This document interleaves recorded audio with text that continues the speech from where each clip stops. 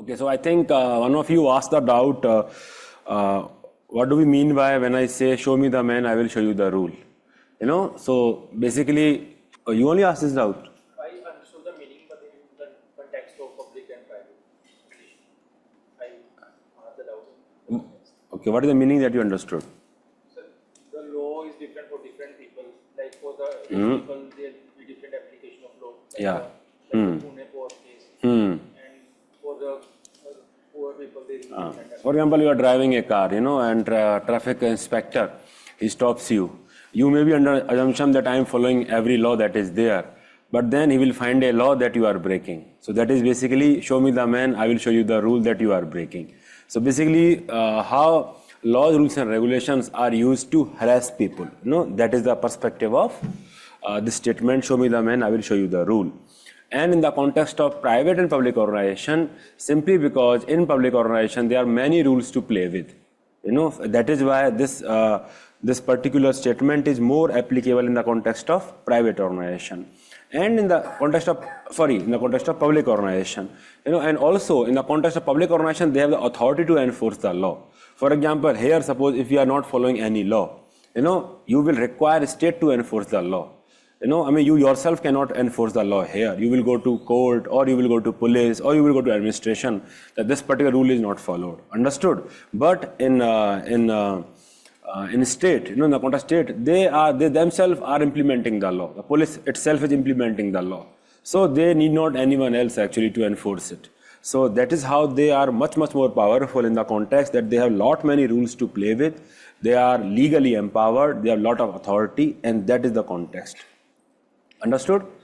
I think another doubt was, what was the doubt in the Telegram group? Let me just look at it. Okay, monopoly. Divya asked this doubt that monopoly with respect to public and private sector.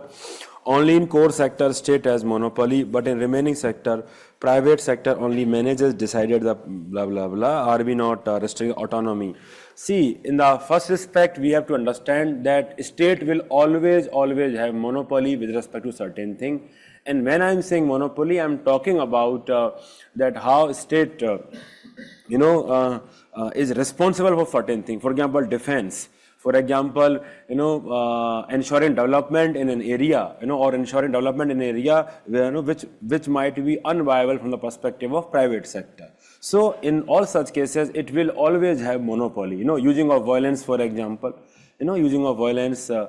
So that is how it is. And also, the domain of the functions of private organizations are decided by state only. And that is how state is, or the public organizations are much more powerful, or you can say they only decide the scope of private organization. So, and this power always comes because, we have entrusted them with this power. So it is not about that we are restricting the autonomy or something like that. It is with respect to the state responsibility. Of course, they are supposed to, use that power and authority for the positive benefit only. Understood? Yes? Yes, it is finding loopholes in the law. Yes, Pragati, that is that only. Basically, that's how you are misusing the law. If you are telling, show me the man, I will show you the rule. Divya, have you understood? I think you only asked this doubt. Okay, what else we discussed yesterday? Importance, that why public organization should be ethical. So why they should be ethical? Yes, because they are, people have entrusted them with the resources. Suppose all of you give me 1 crore rupees together, that sir, we want you to use it, so that we can generate return on that investment.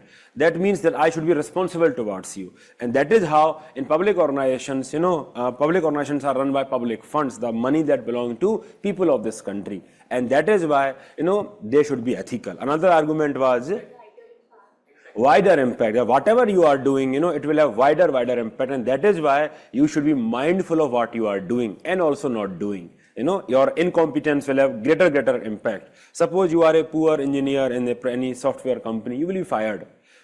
But in the context of public organization, the process of firing, it is very difficult, and you will, instill lot of cost on the public, because you will be inefficient and incompetent. Understood? Another argument was discretionary power, that no matter, how precise rules and regulations are, still, you will always have discretion with respect to how to use rules and regulation. And that is why, you must be ethical, because only when you are ethical, then only you will be able to use the rules and regulation for the benefit of society. Otherwise, you will be misusing them rather. Understood?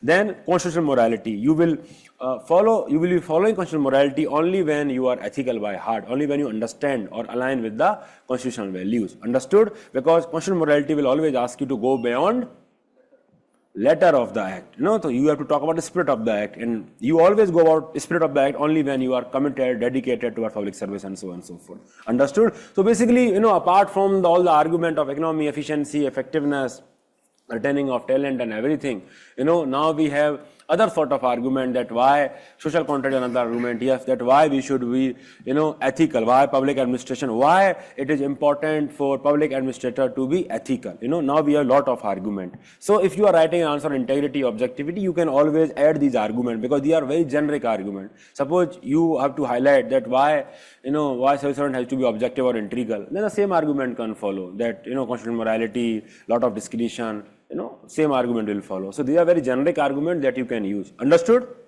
Manish ji, samajh mein aa raha hai? Manish na? Mahesh ji, yes. So understood? Okay. So another thing that we discussed was nothing. Only till this point. Huh? NGOs, yes, that how NGOs are different than public organization, private organization. So whenever you are actually solving any case study in the context of NGOs, you need to see whether they are aligning with the objective for which they have been established, whether they are functioning autonomously, and whether they are not diverting a lot of resources for administrative costs and everything, because NGOs are not the place to earn money. That is something that we need to understand. Just because a district magistrate cannot argue, you cannot argue after becoming district magistrate, sir, we are getting such little pay. You cannot argue because that is what you already know when you are applying. If the money is your point, if money is something that you are looking for, then you should probably go for private sector job rather than public sector job. Understood? So that is a difference that is there when you are joining NGO, when you are joining public service. Money is not the criteria. Of course you will need something to survive, that is a secondary issue, but money will not be the criteria. Understood? Yes or no? Okay. Stereotype is basically when you are making a generalization with respect to people. Prejudice, it may be with respect to individual also. Otherwise I will discuss that in doubt form. EIA can be the example of democracy and efficiency going hand in hand. Yes, EIA can be a great tool. Yes. Okay, very good, Udit. So he has asked a very beautiful question that, sir, can we say that a major fund allocators in the context of NGO are partially able to influence NGO decision but is absent in public organization since they have separate decision making organs? So Udit, it is one thing to say that the NGO, listen to me very carefully, this is a very important ethical perspective. I thought I will discuss that in the context of case study, but since you have asked, I will discuss it here only. Of course, NGOs are funded by donors. Of course, they have to use the money for the objective for which they have raised the money. Understood or not? Suppose I am running an NGO and I am taking 1 crore rupees from this group of people because they also, suppose I am working in building of toilets, and they align with that objective. Yes, sir, we also would like to contribute to the cause of cleanliness. That please, we are donating you. So when I am taking money from you, telling you that I will be using that to build, construct toilets, then my only accountability to you, mostly is that I should be using that money to construct toilet. It does not mean that my functions will be decided by you. You are not my investors. You are my donors. So the difference between donors and investors.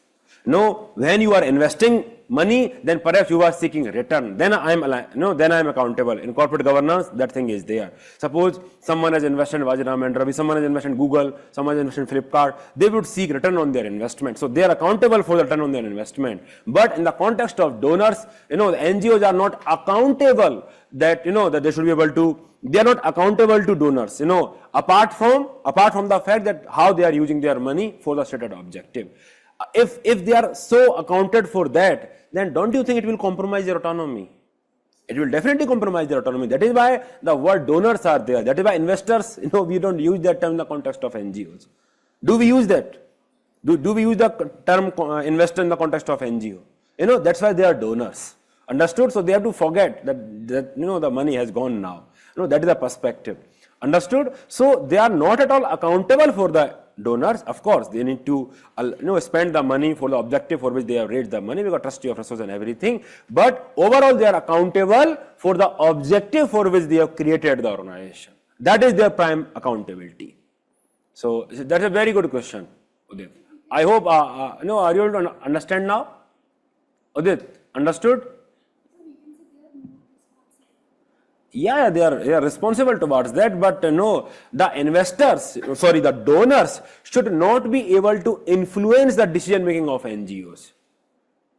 Because investors can influence the decision making of private company because they are putting their money.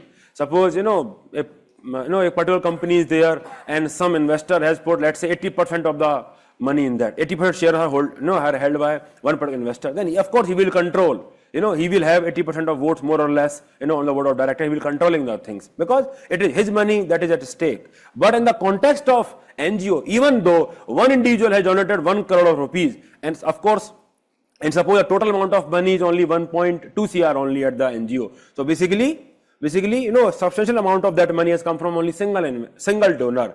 Still, then it does not mean that their donor should be able to control the NGO. It does not mean.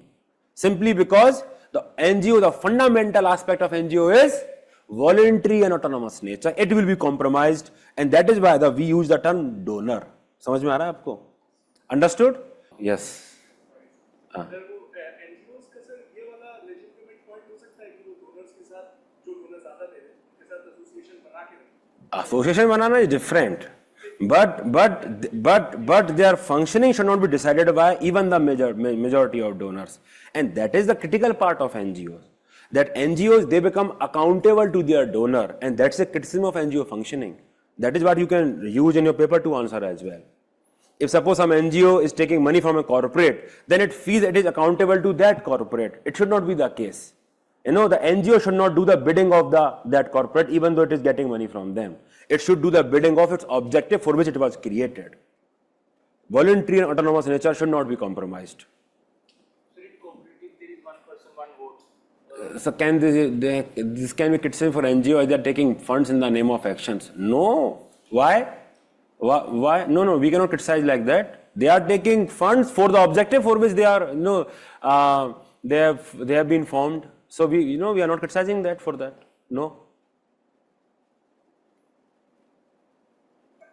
Yes, the cause of NGO is supreme. Understood? Irrespective of the quantity of donation, all action should be towards fulfilling objective. Yes, it is the case. In NGO, it is the case. And towards those cause only the donors have donated. Towards those, if they are having some other ulterior motive, then they are also wrong. Suppose a corporate company it is indulging in some sin good, some sin good it is doing, and it hopes that the NGO will do the branding of the corporate if it gives some money to them. Then NGO will also be wrong, and this company will also be wrong. Understood? Ethically, both of them are wrong. Understood? I'm not getting your point. I'm not getting your question, Udit. Would it be wrong to use this point to differentiate if question asked to differentiate between public organization and NGO? I'm not getting. The NGOs have very specific objective for which they are created. Public organization, the objective actually varies because the definition of public interest is much, much wider. So NGOs have no accountability towards donor. I'm not saying that. If I am running an NGO, I'm taking money from you and I'm using that to fund my parties, then I'm accountable to you. Of course, I'm accountable to you. But you do not have any right to dictate how I should govern my NGO, even though you are funding me like anything. That is what I am telling you, because my autonomous and voluntary nature should be maintained. Understood? आगे चलें? पता चला NGO खोलने जा रहे हैं अभी सब. क्वेश्चन तो ऐसे ही पूछ रहे हैं कि सर अब बस यही 2-3 क्वेश्चन बचे थे. बस अब देखिए आप अपने उसमें लिखेंगे, हम डेफ में लिखने वाले हैं कि अब NGO खुल रहा है.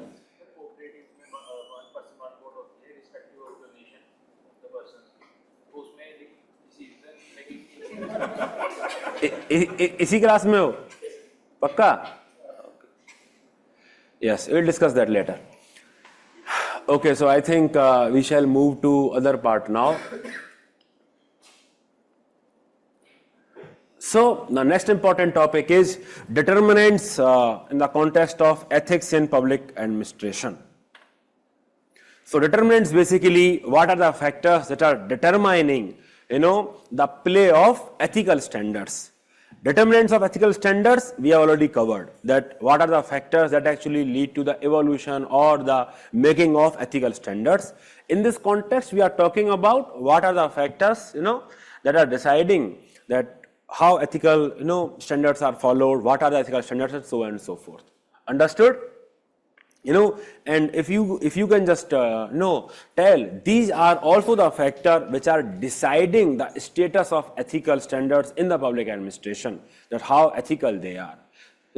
So if you are writing an answer, I would request you that you divide your answer in the context of historical factor, social cultural factors, legal judicial factor, administrative, political, and economic factors. Because if you look at the syllabus, at your ethics syllabus, you will understand the initial part is mostly societal factors, role of educational institutions, family, and society in inculcation of values. Understood? So the factors of society is very, very important. Then psychological aspect of attitude is also very, very important. Then governance part in the latter half of the ethics syllabus. Understood? So basically, psychological dimension, social cultural dimension and governance dimension are most important dimension from the perspective of your ethics paper. That is what you need to understand, and that is why when you are writing the answer, you must emphasize sufficiently on socio-cultural factors when you are writing your answer in ethics paper. Suppose you are writing why there is prevalent corruption, why corruption is prevailing in Indian society. Suppose you are writing that, why there is corruption in, let's say, bureaucracy. That is nothing but ethics in public administration only, that we are not following ethics, that is why we are having corruption. So what are the regions? So when you are writing the regions, always talk about socio-cultural factors. You may not talk about them in that great detail when you are writing a paper to answer, GS paper to answer, because the demand is more from the perspective of polity and governance. Of course, you can write 1 or 2 points from the perspective of society and culture there also to make your answer multidimensional. But in the context of ethics, you need to go much more in detail when we are talking about socio-cultural factor. Is this part understood or not? Because that is a demand of the paper. UPSC, and that is why whenever we are writing our answers, we need to understand two things. One is that our attitude at an individual level, and also the social cultural factor. That is that you should gear towards when you are writing your answer, because that is how your syllabus is also structured. Because of course you will have bureaucratic perspective and public administration perspective, that is by given, I assume that is default that you will have while you are writing your answer, but always have this perspective of society, culture, socio-cultural and the individual factor. Understood or not? समझ में आ रहा है? For example, if I am telling you why there is corruption, then of course you will feel like that the red tapeism, from the perspective of bureaucracy, you will be giving so many arguments. Red tapeism, chalta attitude and work culture and everything. But you may not be inclined to write lot of detail from the perspective of social cultural element. But here I am asking you that you have to focus on social cultural factor as well. Understood? And sufficient detail when you are writing the answer. So let us discuss what are the historical factors that have actually governed in the context of ethics in public administration.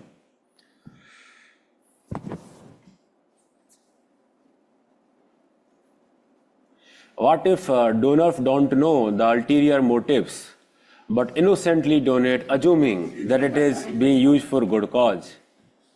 What if I just assume I did not read this? Hypothetical doubts. So many hypothetical doubts. I'm sure the people who, you are not reading the PYQs. Are all of you reading PYQs? Riya, are you reading PYQs? Are you reading PYQs on a daily basis? Are you reading PYQs on a daily basis? Please reply.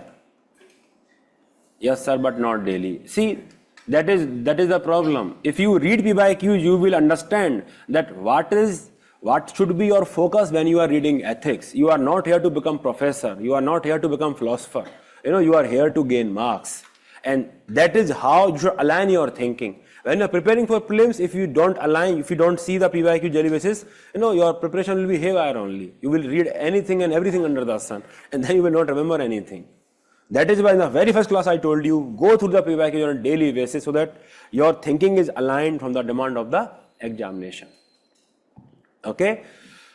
So I did not understand the question actually. If the donor don't know the ulterior motives but innocently donate, what is the question actually? I did not get your question.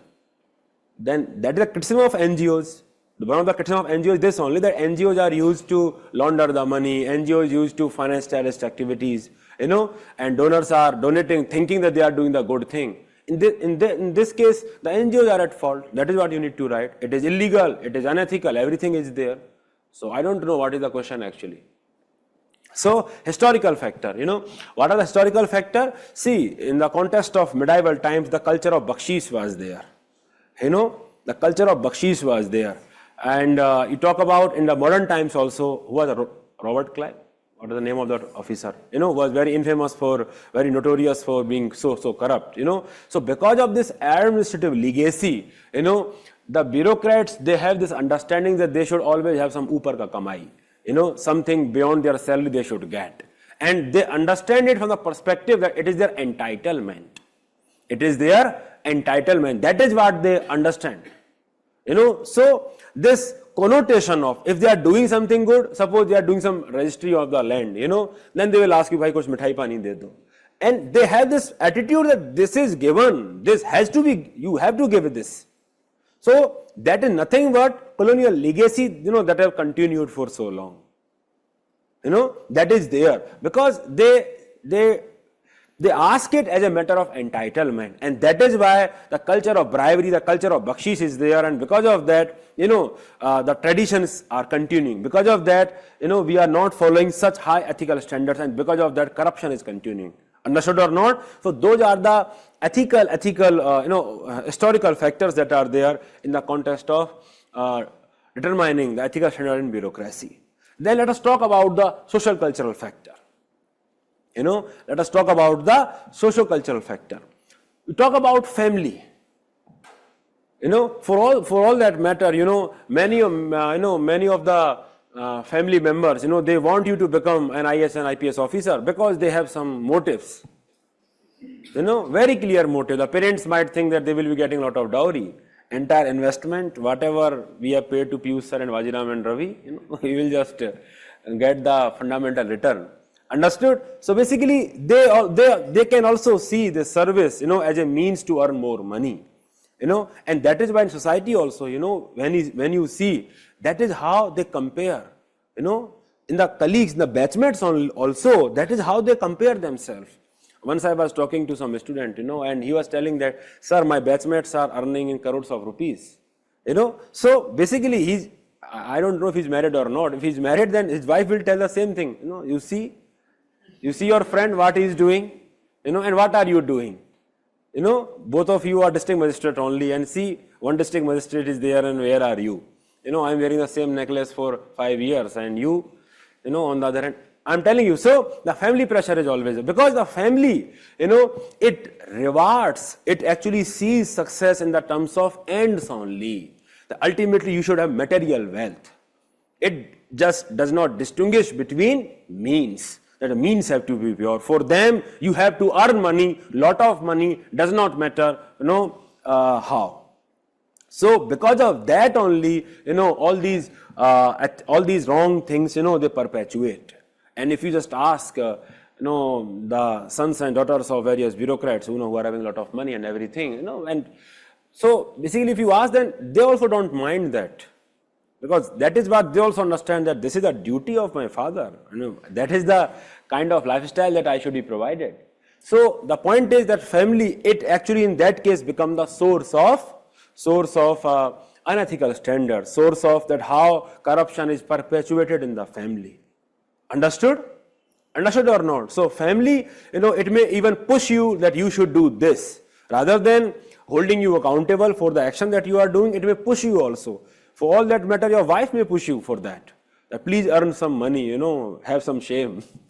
you took 5 attempts in clearing this examination, and now you are not, earning money. So have some shame. So basically, the motivation of push may come from the family also.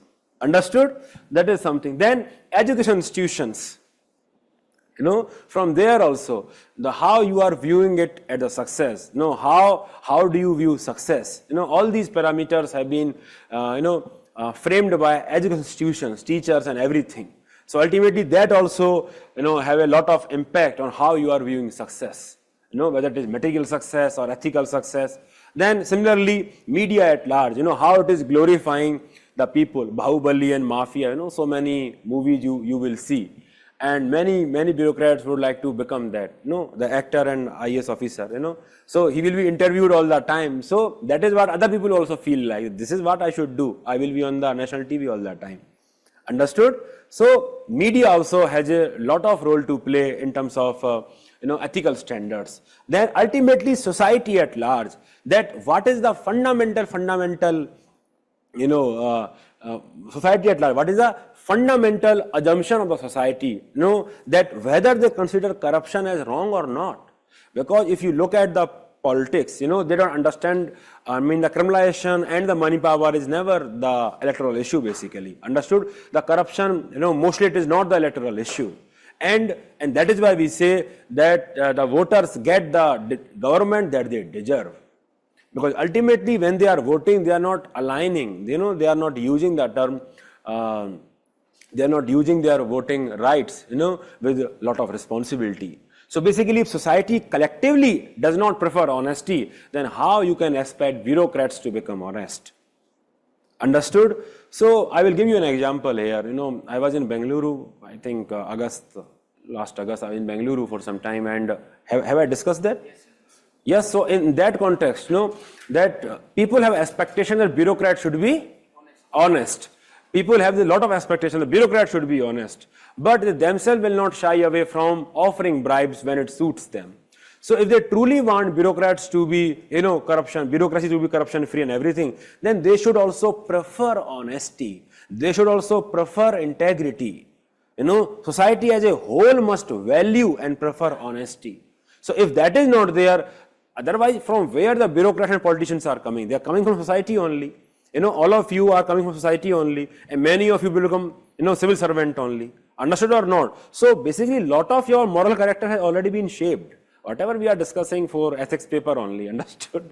So lot of your character has already been shaped with respect to the expectation and everything. So when you join the civil services, you will most likely behave as per your original instinct, no matter whatever we do here. So that is it. The society at large, it will have lot of impact on the kind of bureaucracy, that it deserves or it gets. Similarly, in the context of politicians. Understood? There was one question. Let me just recall that question. Citizen-centric administration. Yes, the question is like this, that a citizen-centric administration will come from governance-centric electorates. The question is like this, citizen-centric administration will come from governance-centric electorates. So now are you able to understand the context? That if you truly want that the government should be geared towards citizen, the governance should be geared towards citizen, then what you should do? That electorate, they should also make governance the electoral issue. That there should not be corruption, rule of law and everything. They should also vote responsibly. And their job is not just, ends with the voting only. It goes beyond that how they are holding government accountable after voting the people to power. RTI, Free and Charter, social audit and everything. Protest and everything. Media. Understood? So that is how it is. The society as a whole, what is the fundamental value and preference of the society? It will have a lot of bearing on the bureaucratic standards. Understood? And that is why when you go to, a country like Japan, a country like Norway, for example, their society believes in cleanliness. Society believes in discipline. And that is why bureaucracy also you will see lot of discipline, lot of, they will also emphasize on cleanliness and everything when they are, implementing the rule of law. Understood? So basically all of that reflect societal morality only or societal belief only. Understood? Okay, so then legal judicial factor. In the context of role of government, we discussed that how government is inculcating right set of values. Yes, that is what we discussed. In that context, I told you, one of the way was operant conditioning, that government is punishing the wrong behavior and rewarding the right behavior. If suppose government is not able to punish the wrong behavior, then is it not encouraging people to take the wrong behavior? For example, if the pendency of cases is very high in the corruption cases, then people will believe that, this particular AEN is earning in crores and nothing is happening to him. And that is why perhaps I should also, take bribe and earn that much amount of money, because they will not be deterred. If the conviction rate is low, if the pendency of cases is high in the context of judicial factor, then it will not deter people from taking bribes or doing corruption. So ethics in public administration is a direct function of pendency of cases. I think someone was asking yesterday only that, sir, even though there are many accountability mechanisms, still we are not able to hold the government accountable. That is because those accountability mechanisms are more theoretical than practical. It will be very, very difficult for you to actually hold a DM or SP accountable. Understood? So that is judicial factor. Legal factors are legal loopholes. That how we require legal reforms, how we require reforms in law, so that the loopholes are not misused by the bureaucracy to actually, get the corruption going.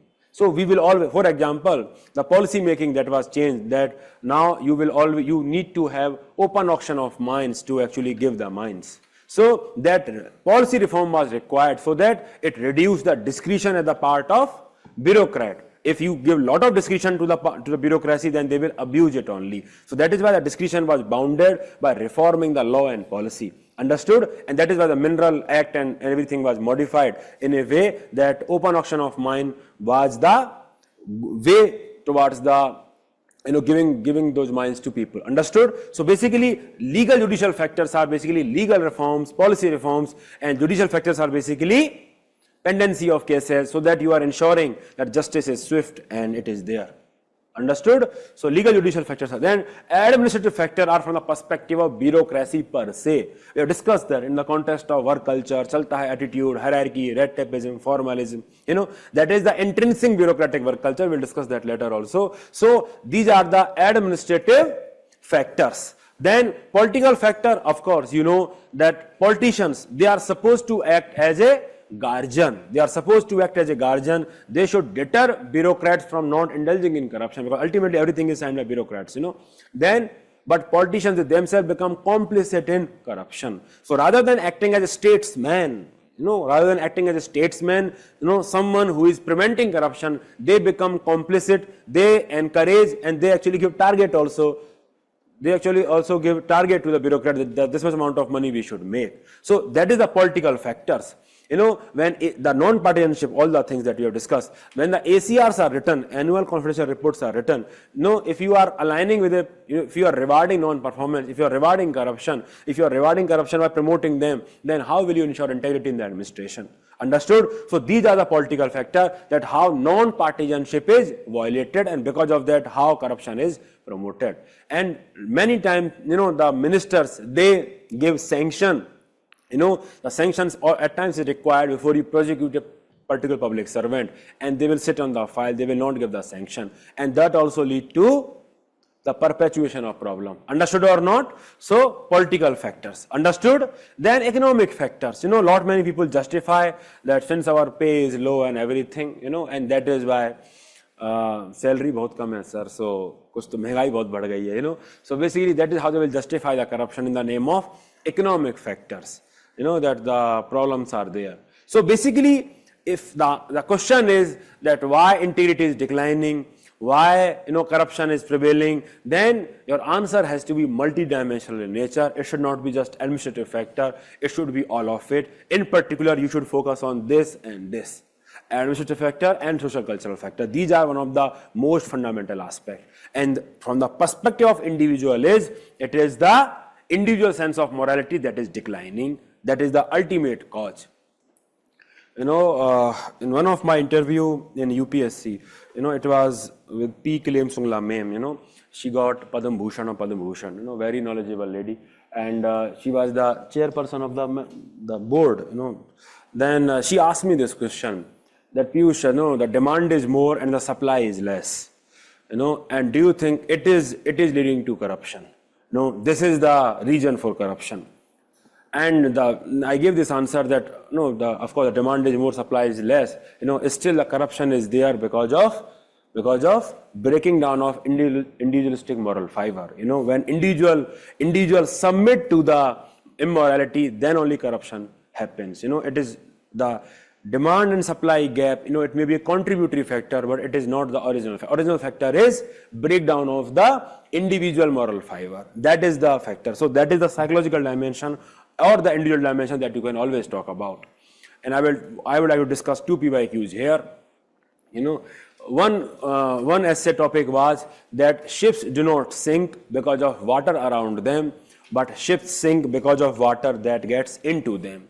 So basically the question is talking about in one of the manifestation of this essay is that when a young new bureaucrat joins an organization, then he become corrupt not because the work culture is corrupt, not because everything around him is corrupt, not because of that. He becomes corrupt because he allow corruption to seep into his character.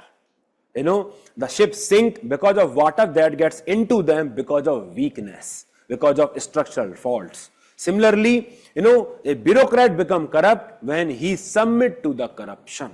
Understood or not? This part, understood or not? समझ में आ रहा है? So that is the aspect, that is the individual aspect that is there. Ultimately, the individual moral fiber, it is very, very important. Understood or not? Understood? Another PYQ is a national Lokpal. Howsoever strong it can be, howsoever strong it may be, cannot solve the problem of corruption. A national Lokpal, howsoever strong it can be, it may be, cannot solve the problem of corruption. See, you can make Lokpal as powerful as you can. Basically, all the power you can give. Still, it cannot solve the problem of corruption. What does it mean?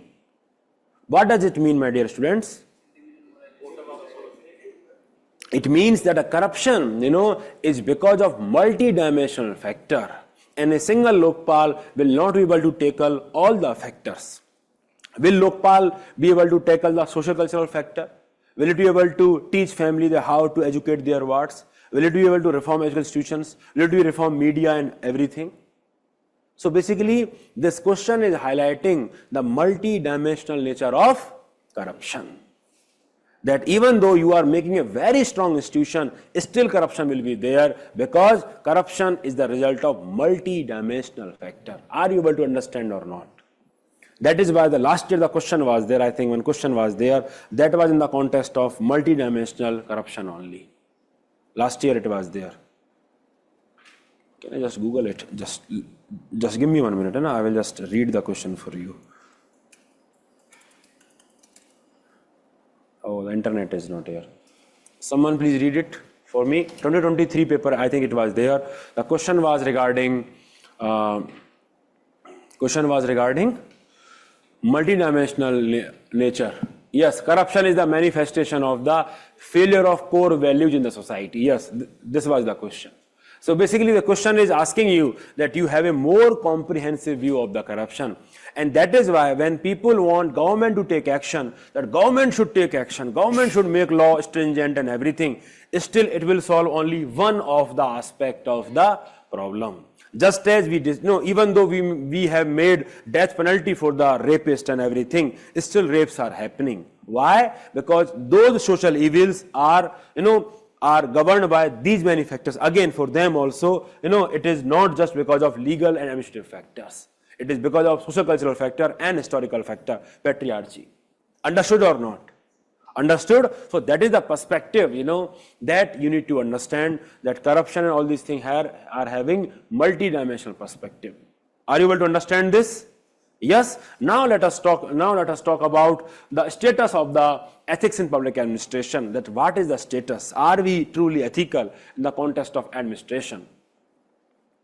Then of course, if we are talking about work culture, work culture is basically shared values and meanings, that employees of an organization holds towards, whatever they are doing. Understood? So it is shared values. What is a collective belief pattern?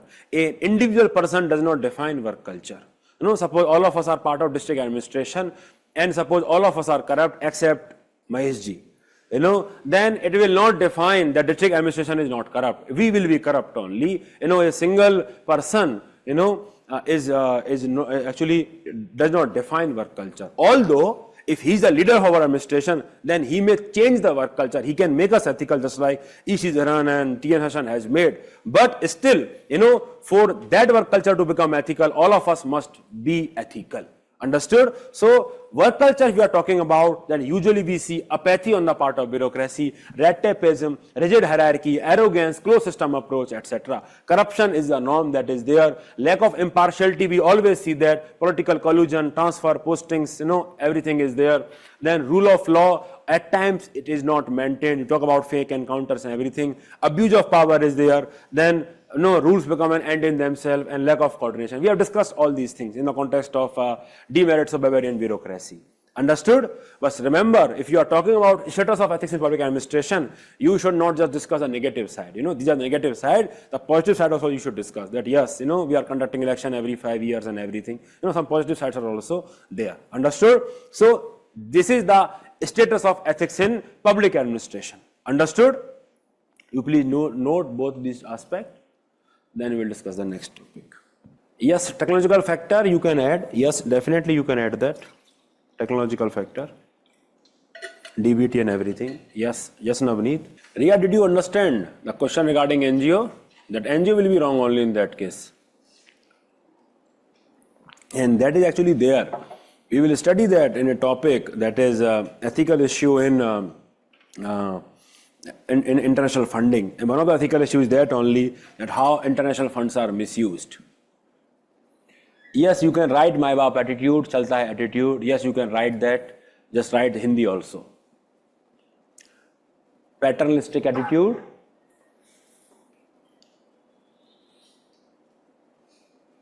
Yes, please see PYQs. Understood? Okay. Already we have discussed that, but still if you want to note, you can note. Basically, many people justify that the salaries are less economic factors, and that is why we are taking bribe, because we are not able to survive. Something that they discovered only after joining the service.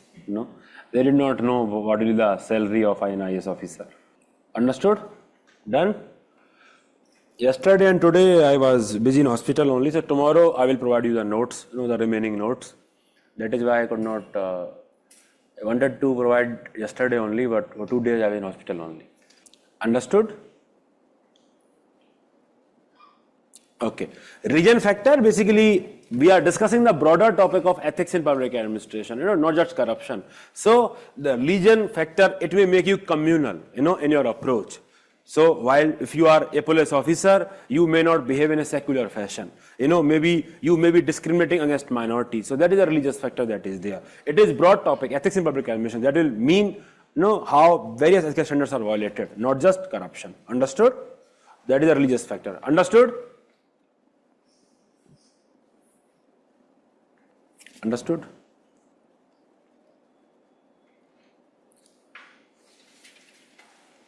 So let us move to the next topic, ethical dilemmas in public administration.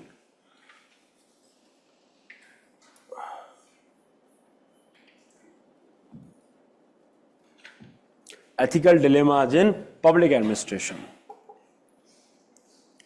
Now, what do we mean by dilemma? Dilemma is that when we are not able to decide between the choices. Yes? So, ethical dilemma will be when we are not able to decide between two ethical alternatives. Both the alternative must have some moral basis. That is fundamentally the difference between ethical dilemma that is there, and another common term that is there, that is called ethical issue. Because in case study, you will be often asked, Please write down the dilemmas and please write down the ethical issues. So ethical dilemma is basically, that you are torn between two moral alternatives and you are not able to decide which one to follow. If you follow this, you will be compromising on this only. That is what, ethical dilemma is all about. Understood? And one of the very, presumption or precondition is that both of these things must be having, moral dimension. There is no dilemma between morality and immorality. There is no dilemma. It is simple, there is no dilemma between right and wrong.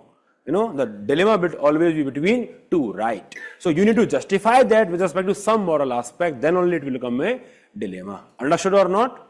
For example, there is no dilemma. I'll just give you an example. There is no dilemma that I just feel like killing Mahesh ji. I forgot your name. Mahesh ji. Yes, I just feel like killing Mahesh ji. So there is no dilemma. I'm just, becoming a murderer here. Understood? But, if I can justify that Mahesh ji is attacking me because then this has some moral dimension that in self-defense, I might kill him. Understood? So basically, I must have some moral basis for this to be called a dilemma. That is what you need to understand. Now, what is the difference between ethical issue and ethical dilemma?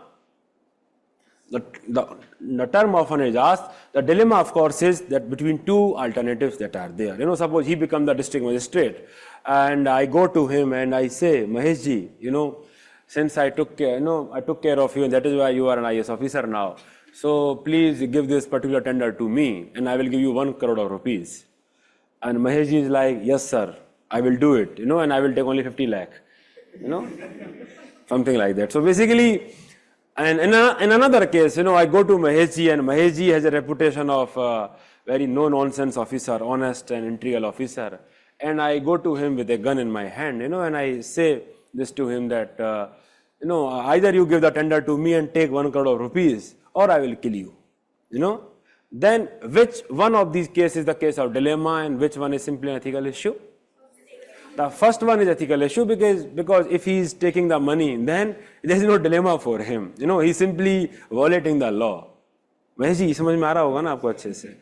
But in the second case, he is, he is in dilemma because he has to save his life also. Understood? So the dilemma will only come when there is moral alternative, when there is moral basis between two choices. Understood or not? Then another question is that in the context of government, why there are so many dilemmas? Why there are so many dilemmas? That is what we need to ponder over. And I think we have discussed that one of the feature of public administration is that it is serving multiple interests. For a private company, it is very much easy. I would say that it is accountable to only a category of people. For example, Wazir Ravi only has to ensure that it has to provide academic, qualitative services to the students. So mostly it is accountable to the students only. But a government is accountable in that sense to farmers, to consumers and everyone. It has to ensure GDP also, GDP growth also, and also it has to ensure environmental conservation. So basically, there are variety of interest at the play. If you just look at the preamble, economic justice, social justice, political justice, liberty, equality, fraternity, all of these objectives may at times be against each other at times. There is a dilemma because of that. Have you not heard of that particular section is there, Article 38 or what was DPSP, one section is there, that to implement the provision of DPSP Article 14 and, can be subjugated. 39BC, 39BC is there, that to implement DPSP, certain fundamental right can be subjugated. Then you see the dilemma, the DPSP only is dilemma. That if you are implementing DPSP, basically the welfare state, then you may compromise some of the fundamental rights also. So even within constitution there is a dilemma, and they are identifying that, they are recognizing that. Understood or not? So that is why there is dilemma, because government is catering to so many. In the context of private organization, it is very simple that they have to earn profit. Mostly it is because of that. So basically, it becomes very difficult for the government at times to take decision because there are so many interests at play, and there is diverse set of values and ethics that is supposed to be followed. We discussed that accountability and efficiency don't go hand in hand. Of course, we would like that our bureaucracy is both accountable and efficient. Understood? So accountability and efficiency should go hand in hand. Understood or not? Then huge discretionary power is there. And because of that, dilemma is created. Will there be dilemma? Suppose in hypothetical cases, everything is mechanically given to you. This is how you have to perform. Will there be any dilemma? There will not be any dilemma, because then you are acting like a robot only. There is no decision making. You have to just implement everything. But since there is a discretion, and how you have to utilize that discretion, it will always create dilemma. Understood or not? Just like RTI, the section, public interest versus official secret act, just because there is a discretion given to you, the discretion is that if public interest outweighs the official secret act, then you can disclose the information. Just because the discretion is given to you, there is a dilemma whether to disclose the information or not, whether to go to the official secret act or to go towards RTI. The dilemma will always be there. If suppose this provision was not there, if suppose it was said that you have to give information all the time, suppose hypothetically, then there is no dilemma. You have to give information all the time. So that is what you need to understand, that in public organization you are serving so many competing interests, and that is why dilemmas are created. I will give you an example. They talk about firefighter in a very, very basic level. The dilemma between personal benefit but versus public gain, public interest. Basically, you have survival versus public interest. That they have to survive also when they are entering the building. Then you talk about the same context of friend mafia. The private responsibility towards family and wife, friend mafia, threatening of friend mafia, that case study, versus professional ethics of doing your duty. Understood? Then you talk about lockdown, the economy versus safety. There can be conflicting responsibility. As a district magistrate, you have to ensure there is security and safety of the public. At the same time, you have to ensure economic development. So there is always there is a dilemma before you. Then oath of secrecy, confidentiality versus transparency. Understood? Then public interest versus right to privacy. Public interest may demand that someone may have to listen to what kind of calls you are getting, what are the messages you are getting. The public security may demand that, but it may be violating against your right to privacy. Understood or not? So that dilemma is there. Then non-discrimination versus whether we should have non-discrimination. The level playing field, equality for law, no equity, equality, or whether we should give some preference or positive discrimination in the context of reservation. Then whether we should go towards more retributory aspect of justice or we should align with more reformative aspect of justice, because once you go for, let's say, death penalty, then there is no coming back. There is no case of reformation in the context of death penalty. So whether to give death penalty or not, it itself is a dilemma, and that is why it is the rarest of the rare cases for which death penalty is given. Understood or not? Then development versus growth. Development versus growth, economic growth versus the holistic development that is there. GDP growth versus environmental sustainability that is there. Whether we should, the context that is always there, for the subsidies, that whether we should be welfare oriented or whether we should be efficient. Because at times, all these subsidies they get they get leaks and everything is there. So economically, how you should behave, and from the perspective of welfare state, how you should behave. Understood? Then centralized versus decentralized. Another aspect is, you see, decentralization all of us agree. Yes, decentralization all of us agree. But do we need decentralization? The dilemma means what? That it should also have some ethical basis, it should also have some ethical basis. That is a dilemma that is there. So centralization versus decentralization, that how much there should be centralization and how much there should be decentralization, that is a dilemma that is there. Now, there is a word that is there, that how to resolve this dilemma. This dilemma is often there in the context of local self-government. You always talk about devolution of fund functions and functionaries, that what are the kind of functions that are devolved to the local self-government. So always there is a dilemma. So in that, one principle of subsidiarity is used. Principle of subsidiarity. What does it say? Principle of subsidiarity says that a job should happen at the lowest level possible. lowest level possible. And for that, what you should do? You should do activity mapping. You should do activity mapping. I will explain everything, don't worry. Suppose, let us talk about education. Education, it is there in the local self-government subject. Yes, in the 11th schedule it is there. All of you know it, I'm sure. Then I will give you two examples. That suppose you have to decide that where you should locate a primary school. Suppose, the government has sanctioned the construction of a primary school. And the decision has to be taken that where we should locate it. That is one decision. Another decision is that what should be the curriculum of slave? What is the curriculum of the school?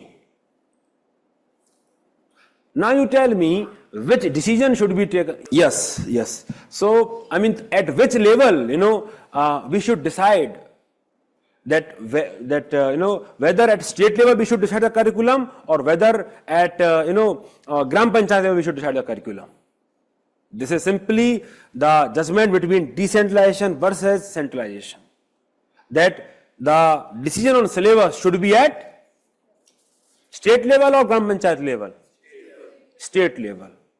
That is a dilemma that is there. Whether Gram Panchayat should decide the syllabus or whether state government should decide the syllabus. Now you have said, sir, state should decide. So all of you are towards centralization.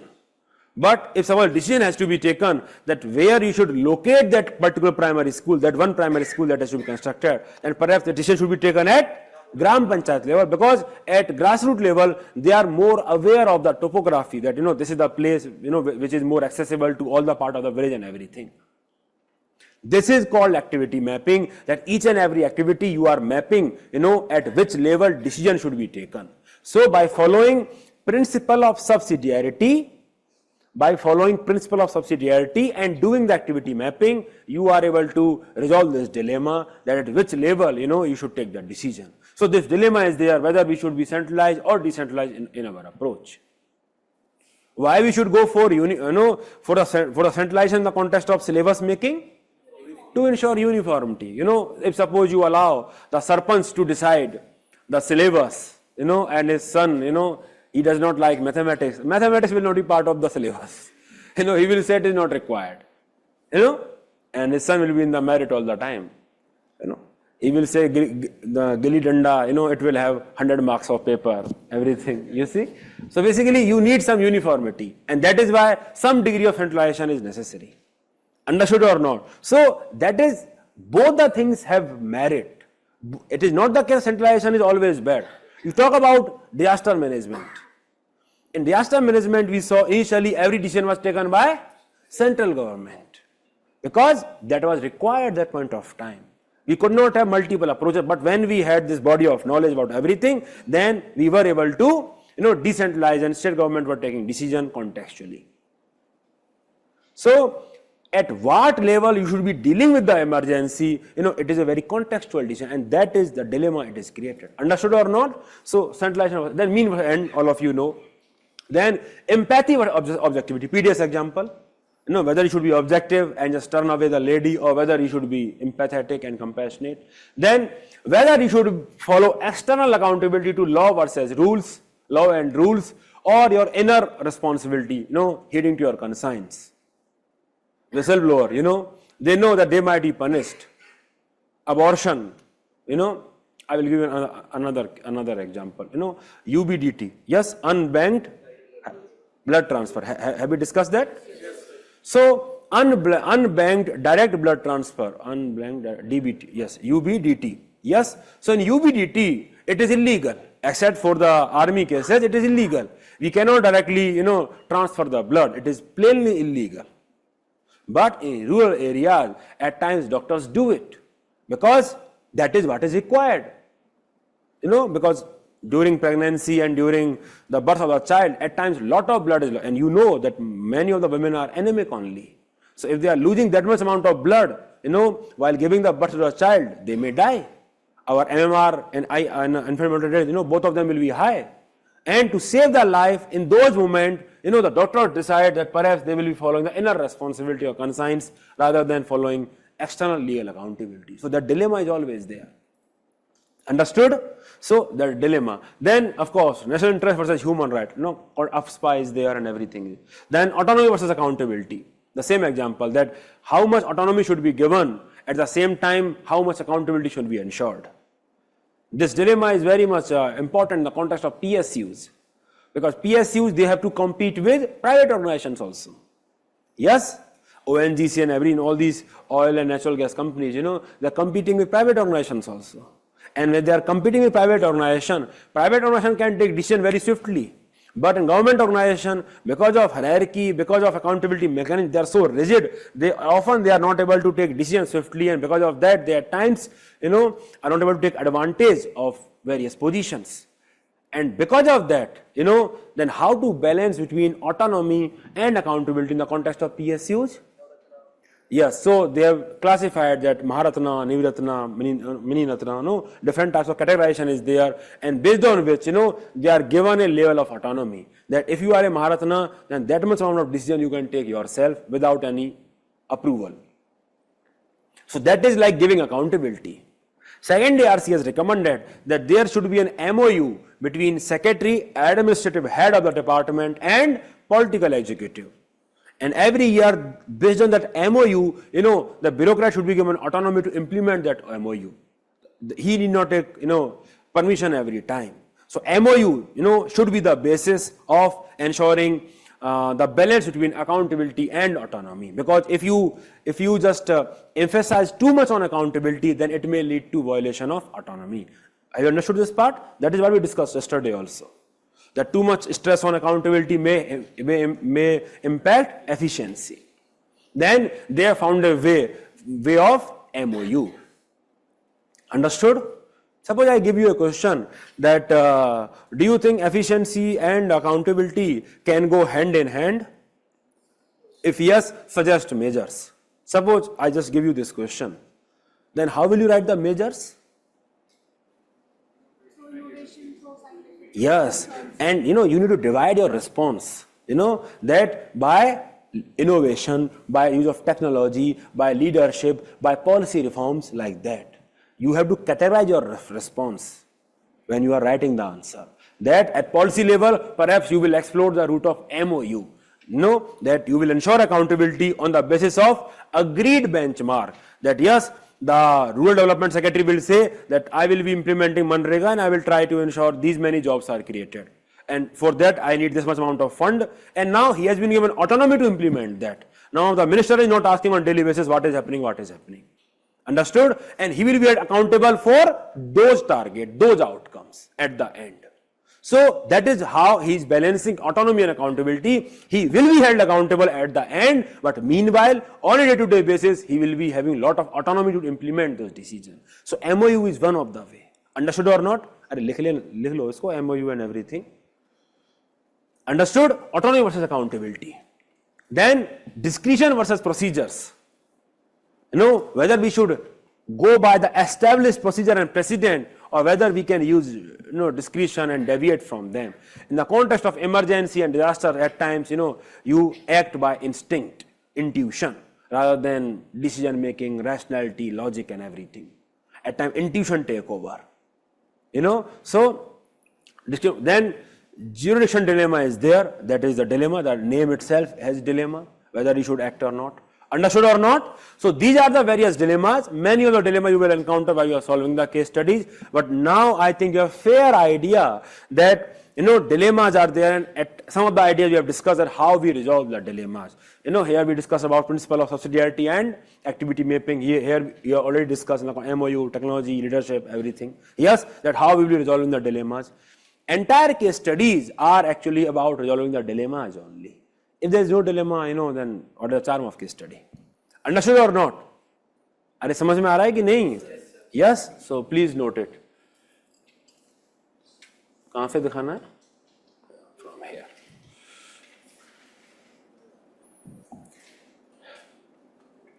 Audit principle of subsidiarity means subsidiarity, subsidiarity, subsidiarity. The principle of subsidiarity means that decision should be taken at the lowest level possible.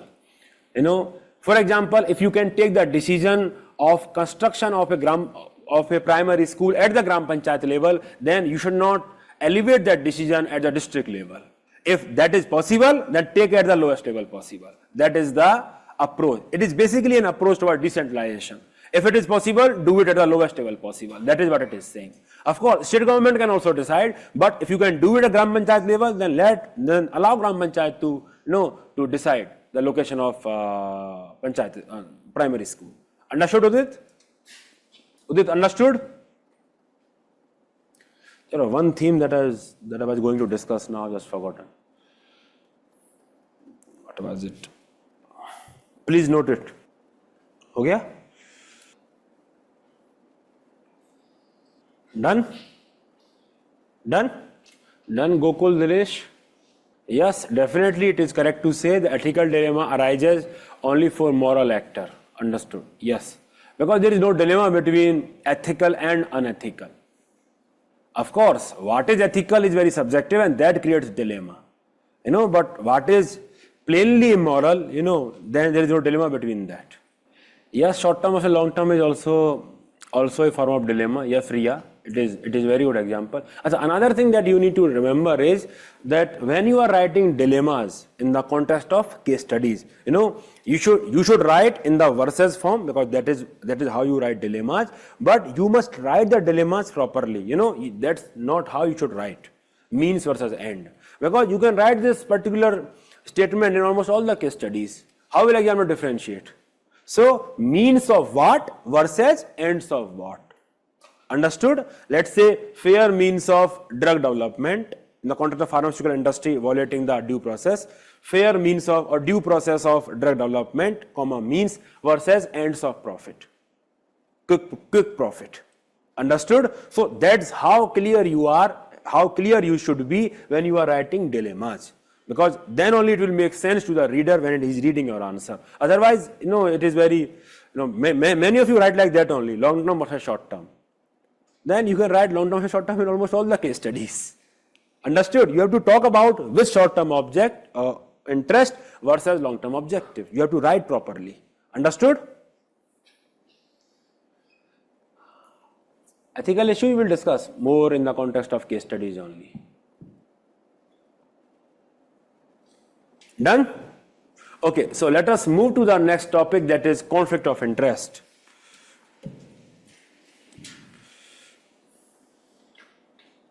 Yes, resource constraints always create ethical dilemma, whether we use fund for health or for education. Yes, resource constraint always create ethical dilemma.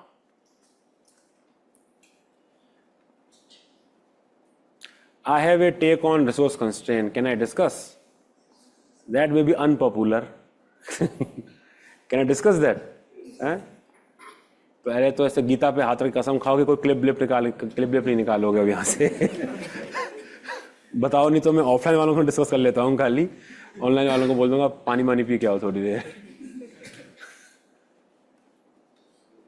Yes, emotional intellectual integrity is required to solve the dilemma. Yes, it is there. कोई कसम नहीं खा रहा भाई, इसको नहीं discuss करेंगे. Okay, so let us discuss conflict of interest. That is important. Okay, so what is conflict of interest? The name is very much clear. When you have conflicting interest, it is as simple as that. When you have multiple interest, just like government also have lot of interest to play with. Usually, conflict of interest we mean in the context of individuals. When we are doing something, then what is the context? Understood? So that is the conflict of interest. There are two types of conflict of interest. One is actual conflict of interest, when you actually have conflict of interest. Another is potential conflict of interest. As of now, conflict of interest is not there, but in future it may be there. For example, if I am floating a tender and my brother is participating in that tender, then we are having actual conflict of interest. There is conflict of interest. Understood or not? It is a conflict of interest. If suppose I am sitting in an interview board and my own son is appearing in that interview, understood? Then it is an actual conflict of interest. Understood or not? And the potential conflict of interest is that even though the interest may not be there, yet there, but later on it may arise.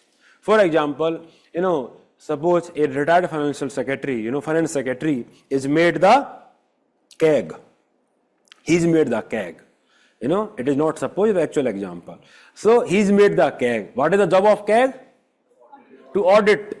So the potential for conflict is there because he may have to audit some of the decision that he has taken while he was the finance secretary. So conflict may arise if he has taken certain decisions which were not prudent. May arise, may not arise. So that is a potential conflict of interest. Understood? So potential basically means it is a potential, it is there. It may not be there yet. Understood? That is the only difference that is there between actual conflict of interest and potential conflict of interest. In actual conflict of interest, it just exists. Now, my dear students, one thing that we have to understand here is that we should always try to resolve conflict of interest. We should always try to resolve conflict of interest. Why? That is what we need to discuss. Why we should resolve conflict of interest? What are the arguments? आप बताइए किसका satisfaction? Individual satisfaction. Yes, is one of the argument. Yes. Yes. Yes. Yes, Dr. Malvika. Yes. Very nice. It should be seen where the notice be. Very good. Basically, justice should not only be done, but should also seen to be done. Justice should not only be done, but should also seen to be done. Public must be able to, they must be able to have belief in the credibility of the institution and the process. Understood? So that is why conflict of interest, it is there. We should remove that. There is a way how to resolve conflict of interest. We should resolve that. Otherwise, now there have been allegations on the SEBI chief. Some allegations are there on SEBI chief that how she was withdrawing, so much amount of money from ICICI and so many things while she was SEBI chief. Now, if suppose hypothetically those allegations are, proven correct. Those allegations are proven correct. Hypothetically, if just does happen, the allegations are proven, then what will be the consequence? Will the retail investors, will be able to trust Indian security market, that how they are functioning? There will be imminent market crash that will be there. Imminent. Lot of money will be wiped out.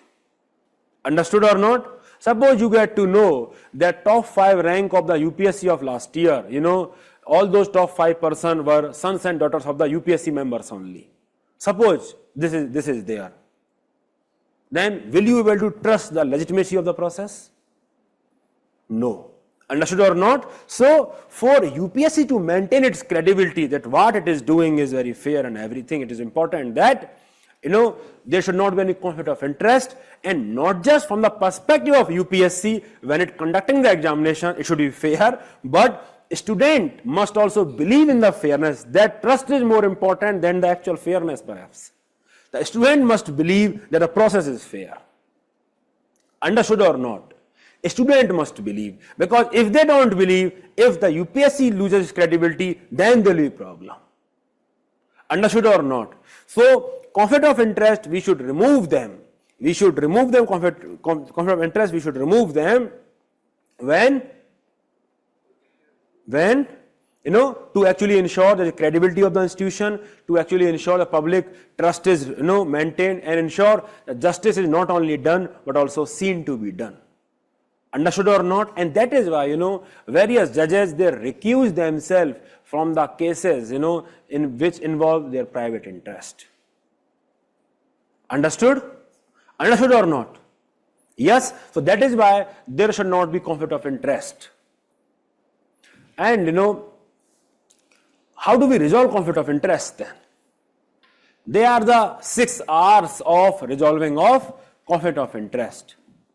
6 R's of resolving of conflict of interest. First, it is the recording of the disclosure. At times it just suffices. The SEBI chief, she said that she recorded her conflict, in the whatever the process that was there, in the internal process that was there in the context of SEBI. She recorded her conflict of interest. So at times mere recording suffice, because if you are telling everyone that my son is also appearing in this interview or something like that, then of course other people will be able to see whether you are favoring him or not. At times it just suffice that you are honestly declaring your conflict of interest to the people of the country or whatever people you are serving. At times it just suffice that it is there, that you are honestly disclosing your conflict of interest, and people can always see whether you are acting fairly or not. Because the other dimension is, just because someone is a son and daughter of the UPSC member, should not bar him or her from taking part in the examination. No, it is not the case that she may not be meritorious or he may not be meritorious.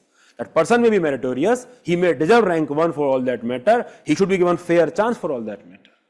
Understood or not? He should not be barred just because he is the son and daughter of the UPSC member. Understood or not? So basically at times just recording the conflict of interest suffice, because later on if there is any investigation or any doubt with respect to any decision making, you can always question the decision making. Because and the people who have nothing to hide, they only will come forward and tell people that yes, I have conflict of interest. So at times this recording will only suffice. Understood? Then restricting the involvement in the matter of conflict. You are, suppose in the interview, you are taking an interview and your son is participating and you are on the panel member. You have recorded that yes, it is my son who is coming to the interview, and you are restricting yourself that I will not ask the question and neither I will award marks. In UPSC interview, there are 5 people that are there. Apart from UPSC member who is there as the chairman, there are 2 other people, on both sides of the table. Basically 4 people are there. And these 4 people, they will take the decision, they will award the marks, and this person will say that I am restricting my involvement in this matter because I have conflict of interest. I will neither ask question nor will suggest anything to you. You decide yourself. So at times it may suffice. At times recording may suffice. At times it may require that you are restricting yourself in the involvement of the matter of conflict. Understood? Another way is that you are recruiting an independent third party. That, why you please come and see whether what we are doing is right or not. For example, this UPSC interview process that is there, suppose there is no other members, only UPSC member is taking interview, only one person is taking interview. So what may happen? What may happen? A, there may be allegation of biases, that person is favoring some candidates from his region, from his caste, from his religion, something like that. Understood or not? So, to have broader decision making, to ensure there is no such conflict of interest that is there, to ensure there is fairness in the process, they invite other people that take part in that decision making process. Understood or not? So that those 4 people can always see that whether the member, when he is awarding the marks, of course the performance, they will be seeing all the performance. If suppose one person has come, he has given a very brilliant interview, still, he has given 160 marks only. And another person has come and by any comparison, he has given very bad answer. Unethically corrupt, lying, everything is there. And still, if he is giving 200 marks to that person, then of course these 4 people, they will question that person, that what are you doing? So that is how an independent third party helps. That you invite someone, the companies, the private companies that are there, they have to declare their results. Yes? Now, private companies, suppose they have some shares, they are public only and people are bought their shares. And they are required that they should publish their result of profit and everything, on a periodic basis to their investors and prospective investors, because so that they can decide, they can have an informed opinion whether they should invest their money or not. Yes, it is fair or not? So they will have this conflict of interest always, that they will always like that their numbers of profit should look good to the people. Because if they look good, more and more people will buy their share, and their demand for the share will rise only, making the share value rise, basically making more money for them. And that is why you require an independent third party to audit their account, that whatever profit they are declaring, it is right or not. It should be audited. And that is why you require an independent third party to come and see that, why you please see that whether, whatever results we are declaring, it is right or not. So, for that there is no conflict of interest. Satyam scam, how it happened? In Satyam scam, the company, it inflated its number like anything, that we are earning lot of profit and everything. And of course, people were scrambling towards the share of the Satyam, because they believed, that the company is going like anything. And because of that, share price was rising like anything. And later it just, became clear that the person has manipulated all the accounts. The profit and everything was fictional only, it was not real. What happened? Ultimately, everything falls flat. So basically, conflict of interest is there for companies also to disclose such things. So, to not let such things happen, there is often an independent third party that will audit their accounts. Understood? Another way is that you are removing yourself from the involvement altogether. That since my son is participating, I will not even attend the interview, or I will not be part of this process of civil services. Maybe I will be overseeing some other examination, but not civil services. This year I will not be taking the interview. It happens, when there are 10 members, not all of them take interview. At times 5 members, 6 members are taking interview. So he will simply recuse himself. I'll just remove me from that is why various judges, they also remove themselves from the hearing of any case if there is any prejudice. Understood? Not unlike some of the judges, they will hold the case against themselves in their own court. Not unlike them, and later taking Rajya Sabha seat also. So basically, that is against, because if you are doing that, then perhaps, there is blatant conflict of interest, and you are violating the very first principle of natural justice, that you should not be judged in your own case. No, you should not be judged in your own case. You should allow someone else to make judgment on your behalf. So, removal from the involvement, altogether. Another perspective is that you are relinquishing personal or private interest that is there. Suppose in tender, you are asking your brother that you please don't participate. Since I am conducting the tender, and it is very important for me to conduct this tender very fairly, and people should also trust in the fairness of this tender, then you please don't participate. And if he does not participate, you are relinquishing any private interest that may be there. So there is no conflict of interest now. So you are relinquishing the concept. You are relinquishing the private interest. And last option is resign. That you are resigning from the post itself. You are resigning. Last option is resignation. Resignation as the matter of last resort. Understood or not? So these are the 6 R's of resolution of conflict of interest. Remember, always give argument that why you are resolving your conflict of interest.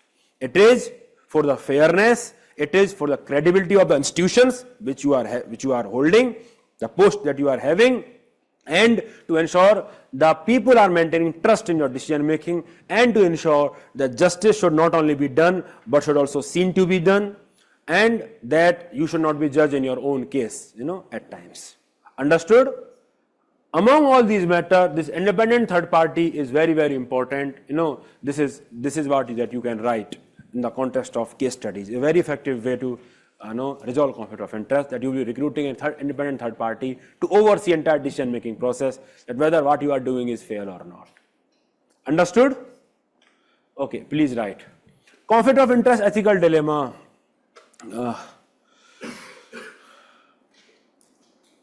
In ethical dilemmas, there may not be any personal interest. In ethical dilemmas, there may not be any personal interest that is there. Suppose Lockdown, you need to ensure public safety versus ensuring economy. So there is no personal interest. So it is a case of ethical dilemma, but no conflict of interest. Is there any conflict of interest? No conflict of interest. Understood, Vishesh? Yes. So in case of relinquishing, would it not be unfair for the person who is being asked to? Please repeat, I was reading something, yes. In case of relinquishing, would it not be unfair to ask the person to take his name away from like giving his tender, because he might actually be genuine? Yeah. So that is why there are 6 ways. At times you may, at times the first step may itself suffice. That you are telling the people that my brother is also participating in this auction, and you are telling that upfront, so that anyone can compare the bids. If suppose he is winning the tender, then anyone can compare basically.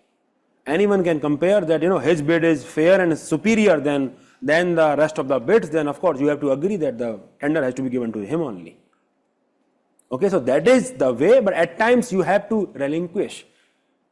At times it is the case that because you may be in such pinnacle position. For example, if you are in budget making, you know what happened in budget making. At times, they are not allowed to even leave the premise when they are involved in budget making. They will be there only, sitting only. Every personal private interest, every interest is gone, because the ramifications are huge. So you will not take any risk in such context. So it depends upon the context actually.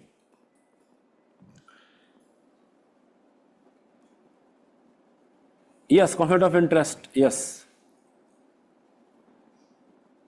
Can we say 7 sins of Gandhiji is a source of ethical dilemma? Definitely not. Commerce without morality, there is no dilemma.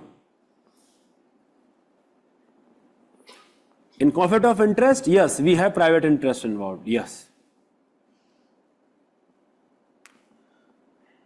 It is mostly in the context of individual we are discussing conflict of interest. You should be very much clear, the term that we are using. Saving your own life, that's also conflict of interest, not ethical dilemma. Yeah, at times, yes. Done?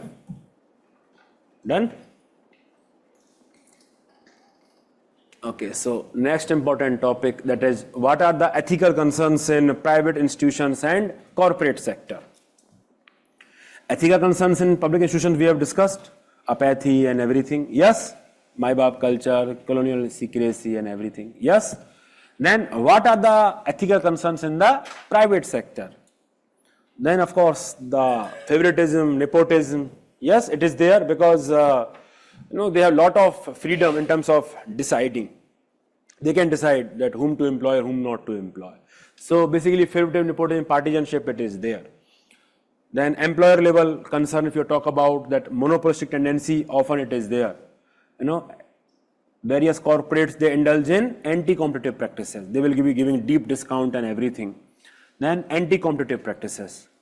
Ad tech companies, when they came, they wanted to disrupt the everything, and what they did, they offered uncompetitive packages to the various faculties, not just in the domain of UPSC, but in the domain of IIT JEE also. So it was uncompetitive, to do that. So that was an ethical issue that is there. So basically, monopolistic tendency at times it may be there. Then sexual harassment at workplace, the allegations of casting couch and everything that was there in the case of Bollywood. Gender discrimination, the pay gap, gender pay gap that is there. What is the percentage of gender pay gap? 25%, 35%. So basically the gender pay gap is there, and that is a discrimination. Because you see, you don't find many women working at the toppest level of management, and that is why it is said that they are having glass ceiling, that they will not be promoting women at the top level of the management, because they believe that ultimately they will be mothers and they will have more familial responsibility. So they will have this unsaid rule that they will not be promoting women at the higher level. So that is the unethical practices that is there. Such thing is not there in the context of government services, because they have to abide by the law and everything. Understood? Then disability, caste discrimination, regionalism, because they have lot of discretion. So these are the ethical concerns that are there. Then remuneration, we have already discussed. Hire and fire culture. It is also very important, hire and fire culture, because if you are too quick on that, then at times it may go against the basic dignity. If you are just using and not ensuring the overall, not enriching the overall perspective, hierarchical culture. Crony capitalism. Understand crony capitalism? Yes, that you are giving money to the government, through the back door and seeking favors in the policy making. So that is another ethical concern that is there. Misleading advertisements. You can talk about how Supreme Court reprimanded Baba Ramdev and their products, for misleading advertisements. So that is an example of misleading products and an example of ethical concerns only. Then using CSR as a publicity, not doing for the respect of the moral law, but because they want to derive mileage out of it. So using CSR as a publicity. Then commodification of data. That the Cambridge Analytica episode that was there, various companies, they are collecting our lot of data and they may be misusing that. So commodification of data is another concern that is there. Then at the level of employee, the employee may be misusing the company's resources for that matter. He may be indulging in plagiarism, insider trading, working for various company while he is claiming that he is working for the firm only full time. Because of work from home, many people are working. Moonlighting was there, yes, and how it was highlighted, because the various companies, the employees thought that since you are working from home only, then why not work for 2-3 companies and take salary from 2-3 people? But the problem is not working for 2-3 companies. That is why star mark is there. The problem is that if they are doing it, then they should inform it upfront that we are not just working for you, we are working as a freelancer or something like that. It should not be the case that you are taking salary, full-fledged salary for the full-time job and then you are working for 2-3 companies. That is absolutely wrong. Understood? So, how it was highlighted that the employer, they have this obligation to deposit, what is that? Contribution is there, na? Employee contribution is there. PF, something like that. So basically, they have this obligation to deposit PF and then multiple PFs are deposited to the account of that person. And that's how it was highlighted when this analysis was done. So that is how it is, and ethical concern on the part of employee. We will discuss all these things again in the context of corporate governance. Then of course, too much driven by a profit motive, rather than fulfilling a social responsibility and everything. We will discuss all these things again in the context of corporate governance. That when we are not following the ethical principle, then of course those are the ethical issues in the context of corporate governance. We will discuss that. Now let us move to the next topic, that is laws, rules and regulations as source of ethical guidance. Laws, rules and regulations as a source of ethical guidance. Now we have discussed that, I think. Should we discuss it again?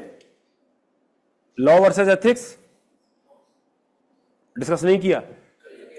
I have discussed that, yes. So the difference between law and ethics, there is a due process of law through which it is formed. There is no such process of ethics and everything. Punishment is there. There is a dedicated mechanism for enforcement and everything. Ethics, usually it is not there. Dedicated mechanism is not there. Understood? So basically we have discussed that. In the context of ethical but not legal, legal but not ethical, all that context also we have discussed. Yes?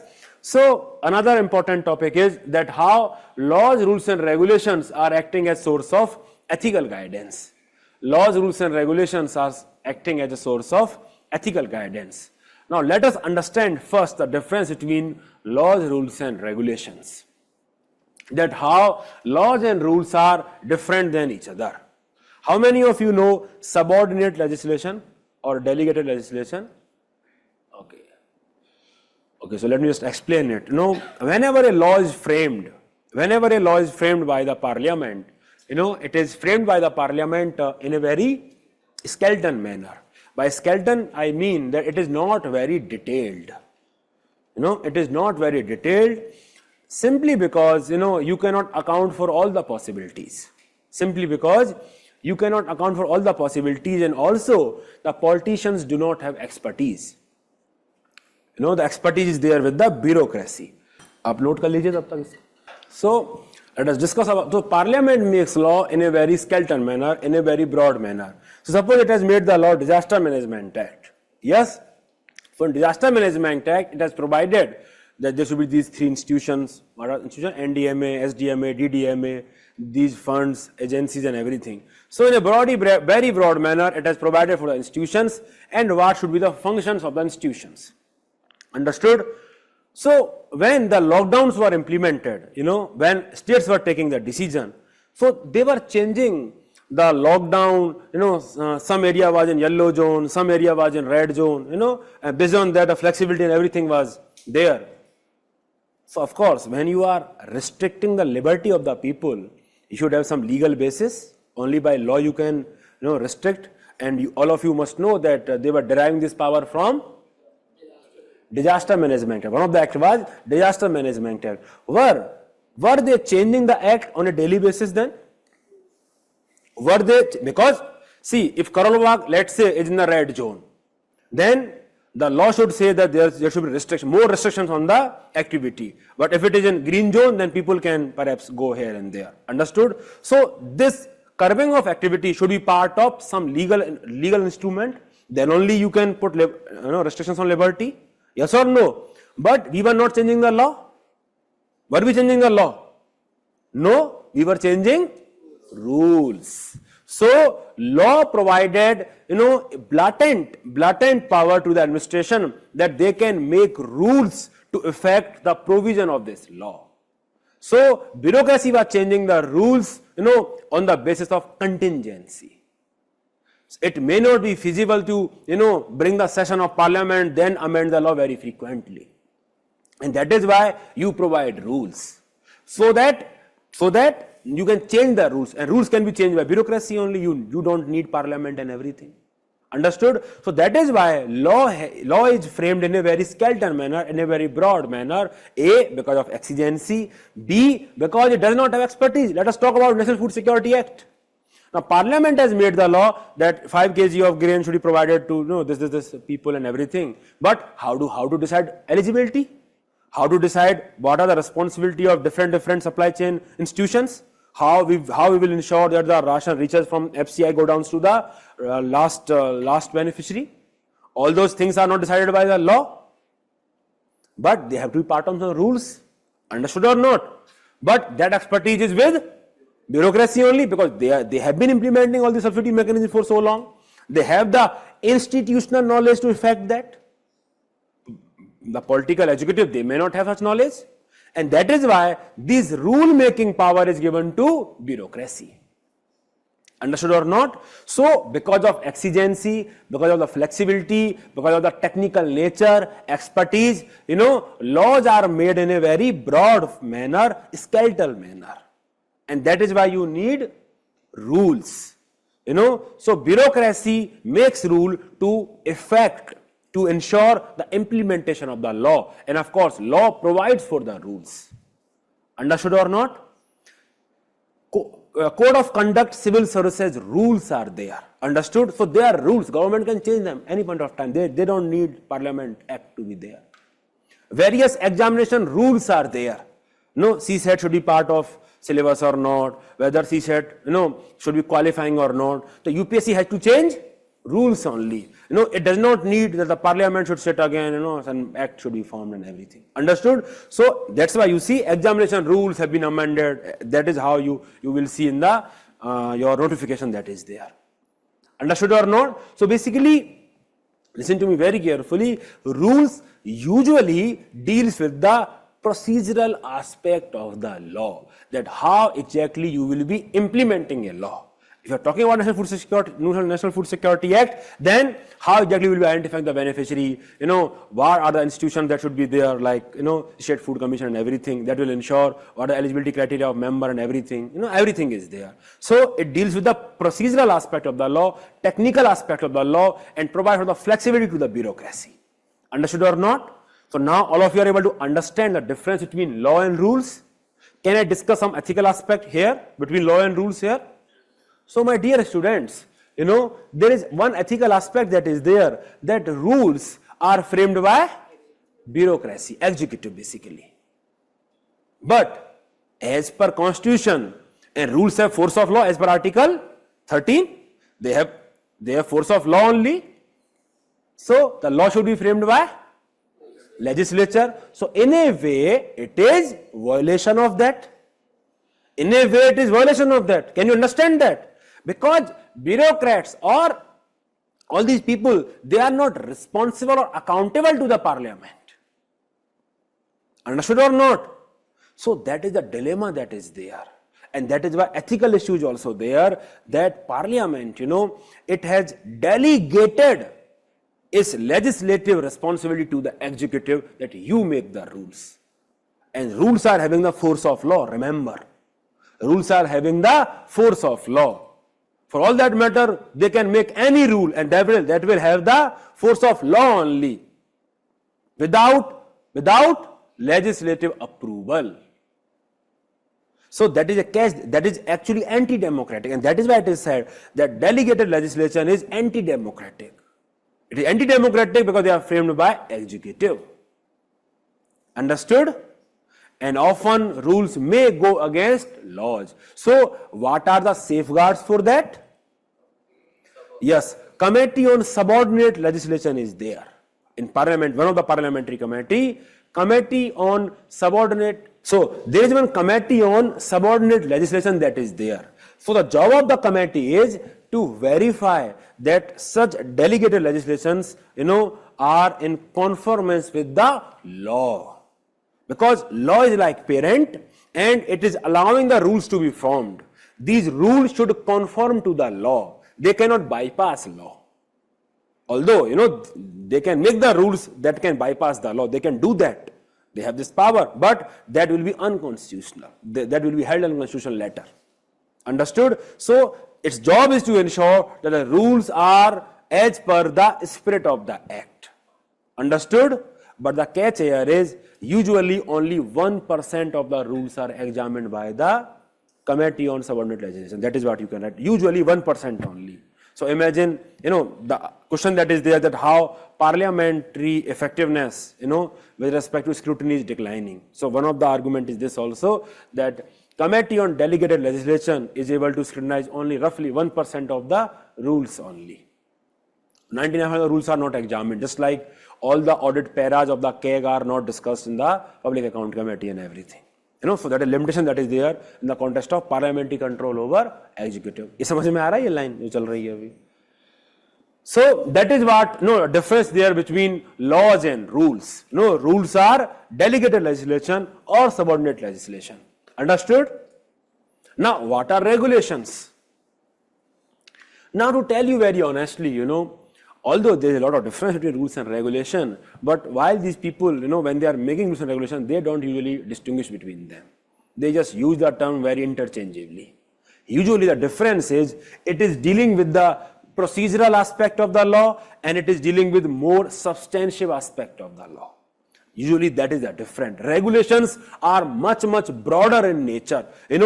You just search the Google, adoption regulation, the juvenile justice, the adoption guidelines are there, in that act. Then adoption regulations are there. So when we are talking about adoption regulation, it is regulating the entire domain of adoption, that who can adopt, what are the responsibility, duties, eligibility criteria of the parents. For example, the single male person, the single male adult, he cannot adopt girl child, so all what eligibility criteria, everything. Then it has provided for various institutions at district level and everything institution is there. Now what are the responsibility of those institutions? So basically regulations are much, in more detail, and it governs all such aspect very comprehensively. So it is usually bigger than in terms of coverage than rules. So that is what regulation is all about.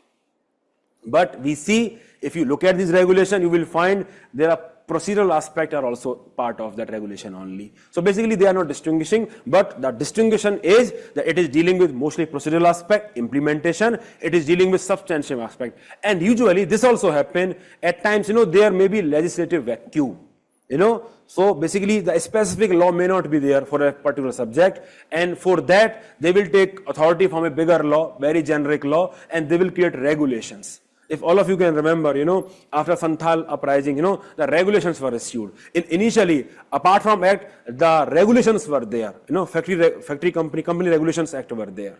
They were not proper act, but regulations were there. So when law is not there, then that vacuum is at times filled by broad regulations. Understood? So that is the mota difference that is there between regulations and rules. UPSC most likelihood will not ask this, but the difference is procedural aspect, substantive aspect, bigger in scope, narrower in scope, and then it is more rigid than rules, of course less rigid than law. Law is the supreme thing that is there, and both these things are found by executive only. Understood? So that is a broader difference that is there between laws, rules and regulation. Understood or not? Please note this. Laws are umbrella framework. Yes, rules are tailored for the customized application. Yes, it is right. Yeah, it may become that. It may become that. This you already have. इसके ऊपर वो concerns थे, वो बता देंगे बाद में. Let me discuss corporate governance and then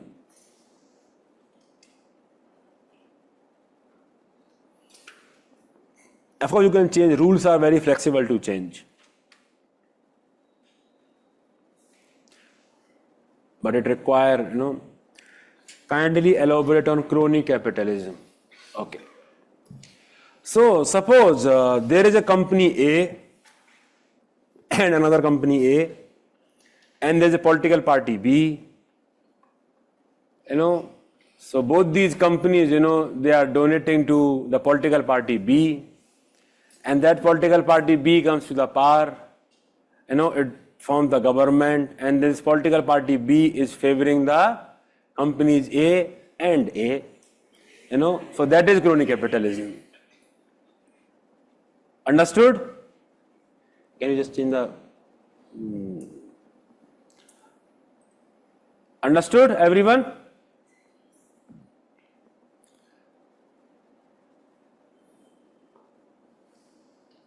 So the topic is that how laws, rules and regulations, they are acting as a source of ethical guidance. How laws, rules and regulations, understood? Anjali, I think you asked the doubt with respect to this. Understood? Okay. So laws, rules and regulation, how they are acting as source of ethical guidance. So how law is formed? How law is formed? Through parliament, through legislature, and who are sitting in the parliament? Yellow. This was done? The पहली class में ही हो गया था. Okay, let us come to this. So how are we actually making law? How are we making law? So through parliament only. Yes. So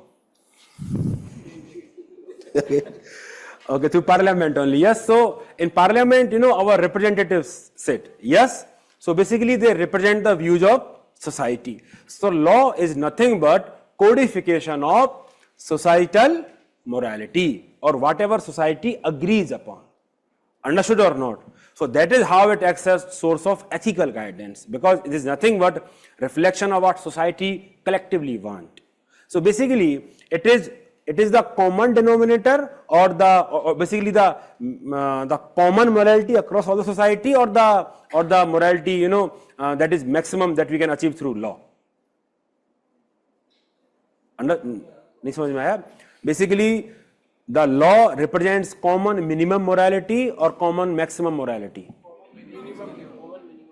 No, common minimum morality. Yes. So basically it represents minimum morality. Understood? So that is how, since all of us believe in, that there should not be discrimination, all of us believe in that the public offices, they should be open to everyone. Yes, there should not be any such discrimination, and that is, that is what we believe in, and that is a reflection in the constitution also. That is a reflection in law also. So that is how it acts as source of ethical guidance. And when we collectively feel enraged, when we collectively feel the need of change, then we change the law also. Understood? And that is why the Nirvaya Amendment was there, it was upheld by the Constitution as the collective conscience of the society is shaken. collective consent. So basically, collectively society agreed that yes, in some of the cases, we should give death penalty to the people who are indulging in heinous crime. Understood or not? So that is how laws, rules and regulations, now I'm using the word collectively as laws only. So that is how laws act as source of ethical guidance, because they tell you that what society collectively agrees upon, more or less. Understood? Similarly, since law has been framed through a legitimate route, a legitimate process is there, that is why it has much more wider acceptance. Religious ethics, for example, may not have wider acceptance. Suppose you are a Muslim, then I may say that why should I follow your religious ethics? Understood? But suppose, suppose all of us are supposed to follow the law that is there, the law of the land, irrespective of the religion that we belong to. Understood? So because it is formed through legitimate process, and that legitimate process, we all of us agreed that yes, that is how law should be made. Understood or not? Understood or not? So basically, since it has a legitimacy, and that is why it has wider acceptance. Understood? And how law acts as source of ethical guidance? By being an arbitrator. At times law may come in conflict with societal customs. For example, in society, Sati Pratha was sanctioned, but then law made it illegal. Society, there was untouchability with respect to entry of Dalits in temples, but then law made it illegal. Untouchability will not be there. In society, the prevalent of triple talaq was there, but then law made it illegal. So basically, whenever you are confused that whether I should follow the societal customs or whether I should follow the law, then law can act as an arbitrator and tell you that see, follow the law. Understood? So that is how law will provide you a source of ethical guidance, that yes, that is how, because since you are confused whether you should follow the societal custom or not, the law will tell you. Society will tell you don't do intercaste marriage. Yes, but then you will turn to law. That law is telling you that yes, intercaste marriage is not illegal. Understood? And even government is promoting that. Government is promoting, that? Scheme बताऊं आपको 5-5 लाख रुपए देती है. I'm telling you this. Yes. I think Madhya Pradesh and Rajasthan government it was there, Haryana mein bhi hai. All the states are there, I think. So basically, if you do the intercaste marriage, then, the government gives you incentive. Understood? So basically, that is a way to dissolve the caste identity, and the bridge gap between lower, upper caste. Very logical way actually, because how else you will justify that? आप हंस क्यों रहे हैं? मिलने वाला है क्या? हैं? भाई 5 लाख तो पक्के हो गए अपने. हैं? आज स्टॉक मार्केट में लगा देते हैं. क्या तुमको नहीं मिलेगा? तुम्हारे नहीं है, महाराष्ट्र में नहीं है, तो छत्तीसगढ़ में आ जाओ, राजस्थान में आ जाओ, पधारो हमारे देश, हमारे यहाँ होता है. क्या शादी वादी हो गई क्या? नहीं, इंटरकास्ट तो मैरिज हुई है, बात तो सही है, पर मुझे मिला नहीं. ये बात तो सही है, इंटरकास्ट मैरिज हुई है. भाई ये सब मुझसे मत पूछो, ये तो कुछ तो खुद करो ना गूगल. मैं क्या बैठ के पैसा बांट रहा हूँ यहाँ पे? Government will give you money.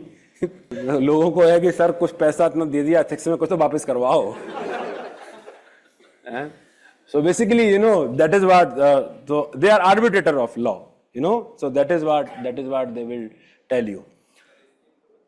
Scheme बता दी भाई, यही स्कीम है इंटरकास्ट मैरिज. नाम मुझे भी नहीं पता. अरे भाई का Mahesh ji, it is your job. Identify 5 state schemes, that are encouraging intercaste marriage for the sake of your brothers and sisters. Sisters may also benefit. Yes, not yours. Okay. Arbitrators. Resource constraint तो अभी नहीं यार, वो मुझे लग रहा है अभी आप हैंडल नहीं कर पाओगे. सर प्रोसेस क्या है फिर? Research purpose. कौन सा प्रोसेस भाई? हैं? 5 लाख इंटरकास्ट मैरिज करनी पड़ेगी उसके लिए. मुझे लग रहा है इनका है कोई सिस्टम. अरे करना, जरा चेंज करना इसका व्यू को. सेंड गैलरी ऐसा करो, गैलरी व्यू. हाँ, क्यों भाई? You are asking the question. I think I should speak to your father that 5 lakh रुपए आप ले रहे हैं कहीं से. Okay, nice. Scheme, Mahesh ji, it is your homework. Please post in on Telegram. Okay, on the group. You are there? I will tag you. Okay, so please give the name of the 5 schemes that are there and the 5 states. Okay. So law acts as an arbitrator. Often I give the example of cognitive dissonance. In the cognitive dissonance, I always give the example of, I think one example was there that how people change their attitude because they don't want, the difference is there between their attitude and behavior. And often I give the example of love marriage. I don't know whether I gave in this class or not. I did not give? Okay, so usually I give this example because that is a very personal example. Okay, my mother, when I was in Kharagpur, she was always against intercaste marriage and everything, all Brahman family and everything. But later on, when I told her that this is how it is, and then she had this dilemma that what to choose. ये तो एक ही लड़का है और चला जाएगा वो हाथ से, and then she changed her attitude. That is how people reduces their cognitive dissonance by changing their attitude. So she said, she told me that please give me some time. So man, okay, take your time. We have also taken a lot of time, so you also take your time. So she took, I think, a lot of time, and when she read so many scriptures. So many scriptures, so many granths she read, and then one day she told me, Piyush, yes, you are right. That it is not there. I was telling you. And then she changed the attitude. So basically, cognitive dissonance, people want to avoid that discomfort, and then there is only one way towards it, that they have to change one of the attitude. And then she had to change that attitude, Behavior also was changed after that, of course. That is what my wife believes. So behavior also changed. So cognitive dissonance is one of the way to use to actually change the attitude. Yes, so it is. So usually I give this example. I don't know how I missed giving that example without telling the context actually. So law acts as an arbitrator, between different. Whenever there is a conflict between law and custom, then you have to align with the law only. Now you know that how you can take benefit of law. Yes, so law versus customs, it is there. Then law acts as an external source of ethics, even when at times you may not feel like doing that, because you just don't like that, but it is the right thing to do. Then law will tell you, please do it, or we will take charge. For example, private organizations for so long, they were solely concerned about profit only. But then CSR amendment, the Companies Act amendment, 2013 Act that provided for the provision of CSR, it made an ethical imperative and legal imperative on them that you have to spend a certain amount of your profit on CSR activities. Understood or not? So law can act as a source of external ethical guidance that even though you don't want to do it, for example, talk about untouchability. Even though many of the people, they have this casteist, attitude in them, and they perhaps would like to, implement the untouchability and everything, but they fear law. So basically, that is how law is guiding them. Even though they are not doing it for the respect of it, but still they are doing the right thing. Understood or not? So law acts as a external source of ethics. When society wants to change, then law provides that change for you. Law will change, and then it will change the ethical standard also. For example, when sati was illegal, sati was made illegal, and slowly sati was phased out from the society. Understood? When untouchability was made illegal, and slowly now we don't see so much of untouchability. Yes? Understood or not? Because it is so plainly, blatantly illegal. Understood? So that is how law acts as a major force in terms of deciding the ethicality of human action, because you will be punished if you don't do it. Then it promotes public interest at large. At times there may be conflict between individual interest and public interest. Perhaps you would not like that lockdown should be there. You don't want any restriction on your liberty, but then government will put you in lockdown. You would not want internet shutdown, but government will put you in internet shutdown because of greater good. So that authority is provided by law only, because otherwise if you just leave ethics and morality to individuals only, they will think from their own narrow perspective. And that was the basis of social contract, that we allowed state that yes, you can take away some of our rights for the greater good. So that perspective should guide our decision making, that yes, in the name of greater good, we may have to sacrifice some of our rights. Understood or not? So at times we have to subvert our individuality for the sake of greater good. It is required by law also that we subvert our individuality for the sake of greater good. Understood or not? So that is how law acts as source of ethical guidance, that in those circumstances we are supposed to think from the perspective of societal interest rather than individual interest. Understood? So then another important operant condition, it is very simple, that just by punishment, the law is telling you that this is not the type of behavior that you should engage. Operant conditioning and everything. Understood? It's very much clear that throughout childhood and everything, you are told that stealing is crime, doing this thing is crime. Then mentally you are conditioned that if you do this thing, you will be jailed, you will be punished only. Understood? And that's how it helps you in building of your character and value system. Then enforcement, deterrence, a similar thing only, that's how. Then law can be used to promote justice as a concept. You talk about reservation, you talk about right-based regime, that was there, right to information, right to education. So basically, it provided right or entitlement as a basis. So how it is shaping the ethicality of the human action? Basically, if I am a child, then I am entitled to receive an education. So that is how it is shaping your ethicality. That if you are not given education, then it is wrong. It is actually wrong to do so.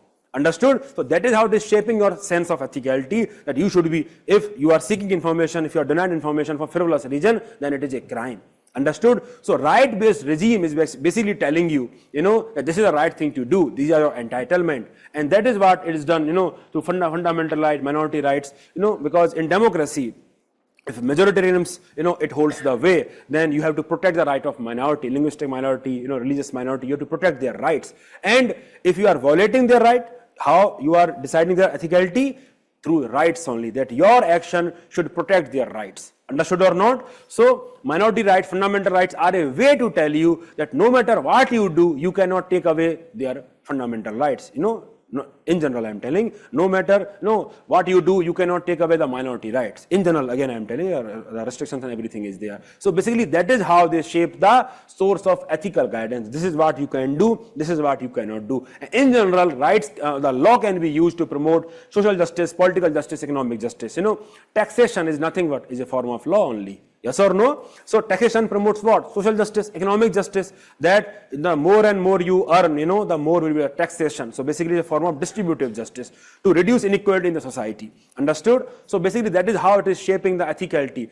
The constitution, it is actually a form of law only. Yes? So constitution provides you equal political right in the context of that you are able to vote and everything. So that is how it is making you the source of ethical guidance. That is how it is acting as source of ethical guidance. For example, just because I am a citizen of this country, I will be entitled to vote. If suppose someone is telling me that I cannot vote because of my, let's say, caste identity, because of, let's say, my religious identity, or because of the region I come from, then I am being wronged. So my source of ethicality is law only, that yes, this is what I am entitled to. Political justice is being done in my country. Understood or not? So that is how laws, rules and regulation actually, Dr. Ambedkar scheme, the name has come. From which state? Dr. Ambedkar scheme. Okay. So, so that is how laws, rules and regulation, they act as source of ethical guidance, because they tell you what is the right thing to do and what is the wrong thing to do. Understood? So now you please note it, and then we will discuss the downside. I think we should discuss now only. But the question usually comes that, do you think laws, rules and regulation, they are sufficient to guide ethicality? They are sufficient to tell you what is the right thing to do, what is the wrong thing to do? I think we have already discussed that. So now let us see what are the limitations of laws, rules and regulation. And one of the limitation is that laws act only as the minimum morality. Because ultimately, of course, we would want that there should be right to health also. Yes, but right to health is still not part of our constitution. Yes, in that sense. So basically, because the consensus is not yet built. Understood? So basically, constitution and law provides for minimum morality. But how then we raise the morality or the ethical standard of the society? I am using the word ethics and morality very interchangeably, don't confuse your mind here. So then how I raise the ethicality here? You tell me. So that is why you need some ethical standard that will shape the evolution of the legal standard. For example, talk about right to privacy. It was not there part of the rights earlier. Yes or no? It was only the sense or the ethicality that shaped the evolution of right to life as right to privacy also. Yes or no? Because law provides for only minimum morality. So you need to go beyond that. It is only minimum expected standards. Why minimum? Because law has to be, you are making the law through a due process. Through a process you are making the law. And for that you need some consensus. That consensus will not be there. And that is why the minimum, only on the minimum aspect you will see the consensus. For example, Uniform Civil Code. Still we don't have consensus, for example. Understood or not? So it is still not part of our law. Understood or not? But as a part of constitutional doctrine, it is there. That is what we should strive for. Understood or not? Various aspects of DPSP and fundamental right are not legally implemented. Yes, they are not legal imperative in that sense because still there is not consensus for them to make right. समझ में आ रहा है आपको ये? So that is why we need ethics. We need the concept of welfare ethics, for example, in the context of India, that we should evolve our policies and program to align with the broader ethics of welfare ethics or welfare state. Although our law at present may not be just right there, but we would like to raise them to there. To raise them to there, this there is provided by ethical standards only. Understood or not? So that is the limitation of law it provides for. Then at times, the situation that is not illegal but unethical. I give the example of marital rape. In there, if you indulge in marital rape, it is not actually illegal. You cannot be convicted in a court of law for that. But is it ethical? So your sense of morality or ethicality should guide your action. Basically, your respect towards the dignity of the woman should guide your action. Understood? So that is there. Then lack of enforcement. Just because a law is there does not mean it is enforced. You talk about dowry. Even though we have made the law, it is not enforced because society collectively has not accepted that dowry is unethical. It is still indulging in dowry. Understood? And that is why corruption, another example, we don't see so many conviction in corruption. Pendency of cases is huge in the context of corruption. And that is why society collectively, still is not valuing corruption-free society, I would say. So that is why you need some standard that goes beyond law, because just by having law is not enough. You need to implement the law, and we are suffering in implementation because people are not realizing that. Understood? So then lack of enforcement. Then laws are not exhaustive in coverage. There will always be discretion. And because of discretion, laws can be misused also. And that is why you need a sense of morality. That is a limitation of law. You need a sense of morality that will guide how exactly you will utilize the law. I give you the example of reasonable restrictions, sedition cases, UPSPA Act. it gives you so much of power. How exactly you are using those power, how exactly you are interpreting, the section 5.3 of the reasonable assistance will depend upon your sense of morality. So that is why you have to go a step ahead. Then there can be loopholes in the law itself, taxation laws, for example. The loopholes can be there, and that can be, that can be misused. So that is how it is there. Then there can be conflict between different law. I give the example, RTI versus Office Secret Act. The conflict is there. Similarly, the JFM, Joint Forest Management Committee, the conflict between PISA and FRA. Because in Joint Forest Management, we give this right to the Forest Management Committee that is there, but not to the Gram Panchayat that is envisaged by PISA. So at times there can be conflict between various policies and regulations. So your sense of morality will then guide the decision making. That is why we cannot always rely on law in terms of decision making. Then law has coercive nature. It is relying more on the coercive nature. But for a more large impact, you must have internal motivation for the long-lasting impact. That is how you are implementing the law. Because only by internalization you will be able to implement the law. The example of I think, the rape. We have made that illegal, death penalty is there, still people are doing that because they are not internalized the spirit of the law, the spirit of the act, that we have to respect the dignity of the woman. The coercive, something is coercive in nature, then the chances are that you will find the loophole. Understood? And that is why you don't see that bans often do not work. Alcohol ban, so many bans are there now. That is why bans do not work, because people will find a way around them. Rather, way is that when government is indulging in bans of things like that, it is actually accepting its failure, that it cannot educate the people and it cannot make the attitude change. For example, now the Australian Prime Minister, he's advocating for the social media ban. Then the debate is there that rather they should educate the children that how they should use the social media. Because if they are banning social media, they cannot ban the internet. Then they will find another ways to, misuse the internet. So basically, what they need is that how actually they should be able to use the social media. That skill or the judgment is necessary. So that should be the way forward. So basically, the coerciveness, it often does not work. You need an internal motivation for actually to make things work. And then at times, certain laws, they have been formed without due democratic process. People were not consulted, their concerns were not taken into account, and that is why those laws may not act as source of ethical guidance. You talk about salt law, in the colonial times. Now, salt law was made by the colonial masters only without our representation, and that is why, Gandhiji broke that law. Understood? Civil disobedience. Talk about farm law.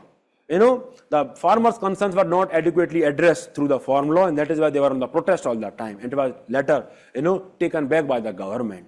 So, if a law is made through undemocratic procedure, it loses the legitimacy for it to be accepted by the people. So, when a law is framed, it is important that it should have wider acceptability. Then only people will abide by the law. You have to make the law through a democratic due process of law should be such that you are, taking into account the concerns of the people, all the people that are impacted by the law. Understood? That is when it will evoke the legitimacy and acceptability. And at times, law can conflict with the morality. The same example that I gave you, the UBDT is there, unbanked blood transfer that is there, that law versus ethics is there. It is legal but unethical at times. Understood? Abortion, various US states, abortion is banned. So illegal but ethical. At times it may be there. So in all such cases, this is telling us that how as an individual, my sense of ethicality is sourced by law. How law is telling me that this is the right thing to do, this is the wrong thing to do. This is telling me that I cannot always rely on law in terms of my judgment of ethics, and that is why law, rules and regulation have limitation in terms of ethical guidance. The different sources of ethics that I should look at when I am deciding the ethicality of my action, whether what I am doing is right or not. Understood or not? Is this part understood or not? Yes? Understood? So that is the interface that is there between law and ethics, and that is why this question, it is very, very important. Positive rules and regulations are same for everyone. Still, positive mind officers are able to. That is the interface between law and ethics. In doing good, everything is permitted. Law versus ethics. The interface is there. Then, in law, one is guilty when one is violating the right of others. But in ethics, one is guilty, when one even think of doing so. The interface between law and ethics. Because in law, you will be guilty. Because it is the minimum morality. Remember, it is the minimum morality. So, I will be guilty in the context of prevention of atrocity SC/ST Act. I will be guilty when I am actually using the cuss word to someone from that community. Then only I will be guilty in the context of law. Because that is the bare minimum something that we have agreed upon. But if I am even thinking of that, then I will be guilty in ethics, because I should not even think of that. Because if I am thinking of that, then I am not respecting their autonomy, I am not respecting their dignity. And that is why I will be guilty in ethics, although I may not yet be guilty in law, because I have not said so because of the associated consequences of saying those words. Understood or not? Understood or not? So that is a difference that is there between law and ethics. Understood? And it is a very, very important theme. Every year you will see question on that. Every year, in one way or other. Because ultimately that is the essence of bureaucracy. That bureaucracy wants to be governed by law only, just like this. Just like this, the law, whatever law will tell you, you will do that. You know, rules become the end in themselves. And UPSC is asking you, the demands of circumstance are asking you that you should open your horizon. Rules are not end in themselves. Rules are there to serve public interest, and you should open your horizon and should be guided by a wider sense of ethicality, in this case constitutional morality, that will ask you to go beyond letter of the law to the spirit of the constitution. Understood or not? And that is why this theme is very, very important. Understood? So if there is any doubt, kindly ask. Please note it from here only. Yes. If there is any doubt, kindly ask. Online walo, kindly ask. In PISA, you know, everything, the resources of the forest, it is said that they belong to the Gram Panchayat, Gram Sabha. Gram Sabha should be able to control their resources and everything, because that is a true essence of democracy. But in Joint Forest Management Committee, it is basically the committee which involves officers and the village community. The village community may not involve entire Gram Sabha. So that is why it violates against that. For example, you know, in your the definition of Gram Sabha, all of you know, basically everyone is there apart, you know, above 18 years of age, you know, mostly voters. So basically, so everyone, you know, all of them should be able to govern the usage of resources. But in this joint forest management, you make a committee out of them and then you entrust them with the management of the resources, and that is wrong. Because that committee is not accountable to Gram Sabha. Yes, we can use the example of criminalization of politics. Yes, yes, Vishesh, because lawbreakers are becoming lawmakers. Yes. Any doubt, anyone? Yes, Kant idea can be used. Yes, Udit. Any doubt? Somaya ji, I think you were the person who joined in between. Are you watching the initial lectures? Okay, nice. Done? This is very, very important theme, you know. Done? The difference between cognitive dissonance, dilemma, crisis of conscience, everything we will discuss in the next class. Done? Okay then, I think you have 2 days of break now, so please revise whatever we have discussed. I will try to upload the notes tomorrow only. Okay, by tomorrow you will have the notes, so that you can revise them as well. कौन सा बोल रहा है ये? Conflict of interest. Any other doubt, online वालों and offline वालों? Sir, how many times can you watch a recorded class? I don't know, maybe twice? No, a minute is there. 180? 270 minute. Okay, 270 minute it is there. I don't misuse it, na? Otherwise I will reduce it from the next time. I think till December. That's what I believe.